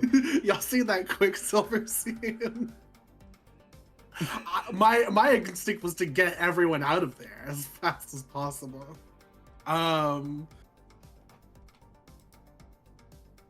Because I don't know. These motherfuckers are like time ice. I don't know if they're gonna steal people. Time ice is a good way to put it. Yeah. Look, don't. All I'm saying is you probably shouldn't take advice for the one who's from the one who's passed out in a crater right now. That's true. I think. Oh, go ahead. Yeah, I think my first goal is getting everyone out of here. Yeah. So I think you have that like, you want to jump towards them, and then you see like one of the scientists behind with like an injured arm, and another one is like lifting some metal equipment off of them, and you see them leaving. And even though you know they'll be back, even though you want to fight them now, there's that you have to get the civilians out.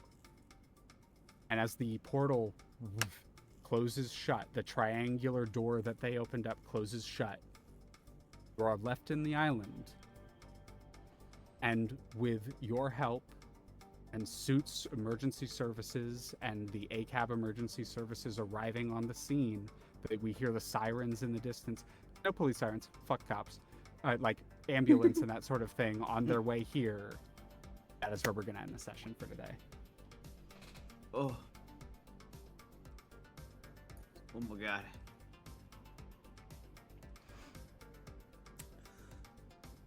Well, I would just like to apologize.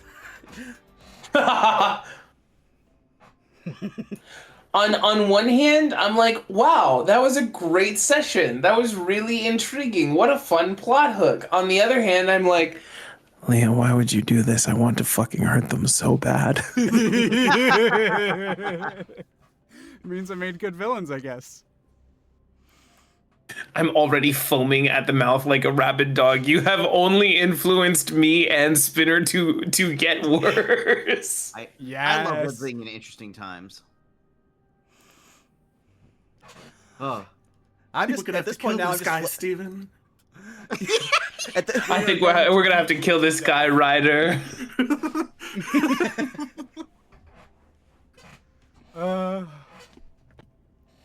God, polar ice. Like, what the fuck, dog? Holy shit. Name yourself anything else. I am not subtle. I'm about as subtle with this game as a brick through a window. No, I mean, it's good. I like it. I've been playing Romeo Must Die, so like I like things that aren't subtle. The villain in my other game is called Thin Blue Line. Like, yeah. I've played Abiotic Factor. Like, I know when some like group is called The Order and they're located at the Praetorium, something's up. I literally named them. Their name is the mix between the IDF and DNI. Jesus Christ.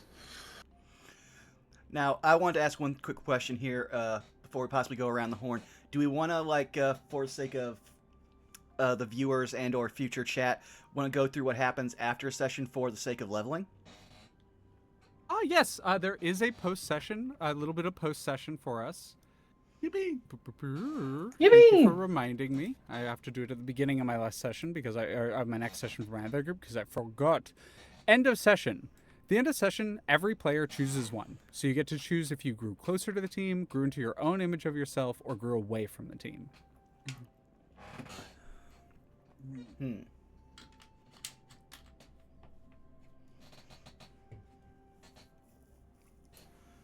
Can I go first? Go ahead. Yeah, this is a volunteer basis. Also, I forgot to mark off your team pool. Thank you, thank you. I definitely grew away from the team. For sure, for Yeah. sure, for sure, for sure, for Yep. sure, for sure. Yep. Easy Yep. peasy. For a myriad of reasons, right? Resentment towards the fact that I am a quote unquote sidekick, disobeying orders from Z.I.T., and then just, overall regret. We'll just say Okay, did you regret. grow away from your team or did you grow into your own image of yourself? Just checking. We could Oh, because that is the oh, other option. Because fuck. it's grow closer to your team, into your own image of yourself, or grow away. You know what? I don't think she's actually grown away from the team yet because I don't even know that she's that attached. I think Yeah, I into think your own she image of yourself. has, yeah, grown into the own So you get to image. shift labels once, which means one label goes up, another label goes down. And you pick it as you dictate. I've shifted freak up and savior down. All right, who's next? I would also be in the same book of growing into own self-image. Um, because like Black Mirror didn't like grow away from the team because they mostly acted independently. Yeah, Of the current fighting in this particular sense. So which I makes don't sense think there with would be Black an Mirror. argument. Black Mirror's very standoffish, and she was helping, but she wasn't with the team. Yeah. Yeah, So that I would makes a lot of say sense. image to owns oneself. I will because I remembered I have shielding. I may lure Savior and up superior to better help assess the situation because the previous role failed and she would want it to be better next time. That makes total sense. I love that.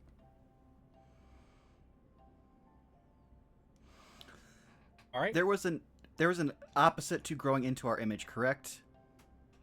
Yes, growing into your own image. Oh, not exactly. There's growing closer to your team, growing into your own image, and growing away from the team. Hmm. Then I would think, if only just because one of the last things they said was target acquired, technically Zeit probably would think that he has grown away from a lot of what's going on in this timeline. Mm-hmm. Yeah, no, that does make sense, unfortunately. So you explain why you feel detached, and you take influence over. So if someone else has influence over you, you take it away. All right, so that would have been Ryder was the last one that I had, so I will clear that. Yeah. Makes sense. Makes sense. And Ryder. Hmm. I would honestly argue, and like you can tell me what you want. It's Hmm. your decision, your character. But like moving towards the team, helping set up the team, giving them an opportunity. Even though you don't know them super well, you were definitely working with them as a team, and I could see that making a lot of sense. Yeah, that's also where I was feeling as well. So you get in that case, if you do choose that, you get to clear a condition or mark potential. Well, I Which don't have any either conditions, or. which means I just get potential. Yeah, you get a potential. And then I get to give influence to someone. Correct. So someone who made you feel welcome. Okay. And that would mean I'm influenced by them. Yes. Yes, that would mean you are Okay. influenced by them. It doesn't have to be like made you feel welcome, like they were specifically nice to you or anything, but like someone you felt like you were synergizing with or working alongside.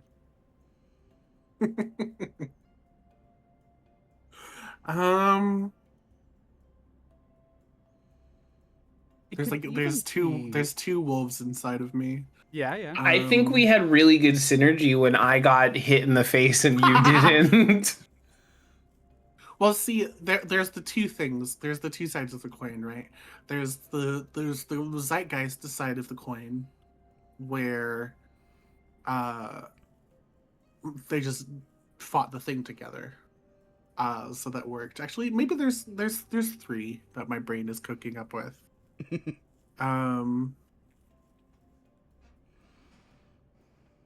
I think if I were to give influence to Spinner, it would be because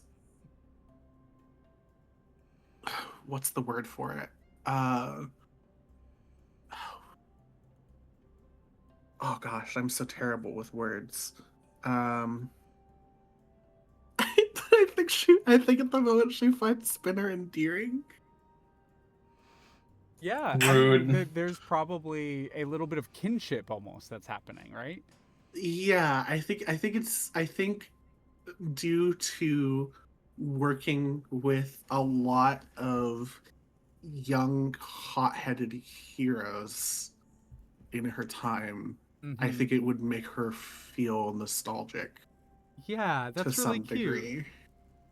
I'm neither young. I'm not young. I'm not young. I'm not new either. You're also but you're still younger than Holly. yep. Shakes my fist at the sky. Shakes my fist at the sky.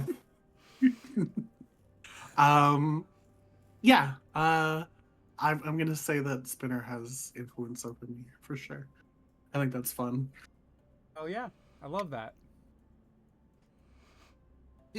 At the end of a session, do we all always get potential, or is it just specific picks on these three? Only specific picks on these three. Okay. It is not Yeah. Monster of the Week. Monster of the Week gives potential at the end, or gives experience at the end of every session. That is not this game, but there are other ways to gain potential in this game that are easier than in Monster of the Week. Yeah, I was like, I really wish I'd at least failed one more roll, so then I would have actually had full potential. Full potential means a level up, which means you're probably leveling up next session. I got 2 so far, so that's cool. Oh yeah. All right. Well, if we want to go back around on the horn and reintroduce everyone, so that way they know who they can see next time, then well, we can stop recording and I can possibly just start uploading. Yay! So I'll start. Hi, you've already found me here at twitch.tv/BurnoutVaughn. Actually, no, you found me on YouTube at Burnout Vaughn because this is in the future. Haha, made you look. But yeah, I'm playing Zeitgeist. He introduces himself as whatever hero you need him to be. He's actually whatever hero you believe he is. Ha consensus reality's a bitch. But yeah, I'm get to find out how much in trouble I am with Time Ice later. Moving right along to my partner for now. Hey, Clary, how you doing? I'm laying in a ditch. I'm unconscious. I'm probably dreaming about like alternate universe Mario Kart or whatever the hell. Oh, that's so weird. Why are the time police from other dimensions after this seemingly normal looking person who can teleport? Who knows? I'm Clary. I've been Spinner. Hopefully, I will continue to be Spinner, but that remains to be seen. You can find me at my Twitch channel, punky_o_o_. It will never not be a mouthful. I'm sorry. You can find me on Blue Sky, punky PUN hyphen KI, and every other Saturday. So not next Saturday. The next not this upcoming Saturday, the one afterwards. You can find me on Twitch playing some other TTRPG stuff. I'll shout it out on my Blue Sky so you can find out more about it there. But yeah, thank you for the wonderful session, Liam. Glad you enjoyed. Go, Molly, go. Hi. I'm Molly or Momo, and you can find me at Retro Spectacles on Blue Sky. I draw stuff, and I hang out with these lovely people every so often. If you want to engage with any of that, that would be cool.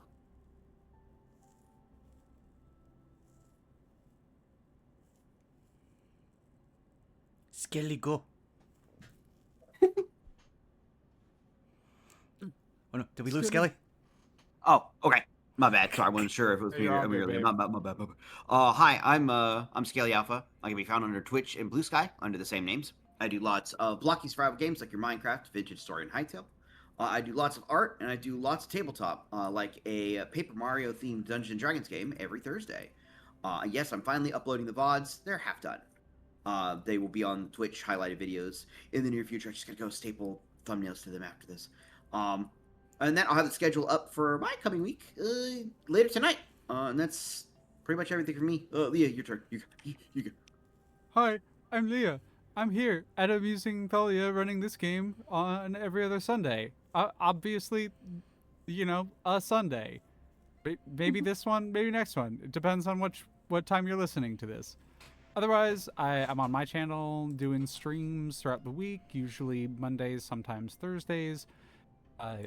Sometimes Thursday's a different stream. I'm now running another Suits game, so if you enjoyed this, there is actually more of it available. It's with a different group, but I'm running it on my channel at Amusing Thalia on Twitch, and also can find the VODs at Amusing Thalia on YouTube. But other than that, I do run another game. It's on Distortion Devil's channel. I'm gonna stop shilling now. That's me. Alrighty, well, in 2 weeks' time, we'll have to deal with the fact that 2 of the 4 of us are wanted by. Yeah, time cops. Yeah, definitely actually two watched... with a question mark. Yeah. I also just realized I should probably actually watch Time Cop now.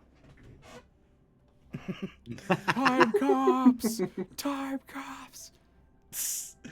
But with that out of the way, we'll see you again in 2 weeks' time. Thank you. We love you. Bye-bye. Bye. Bye, goodbye, goodbye, goodbye, goodbye. Bye.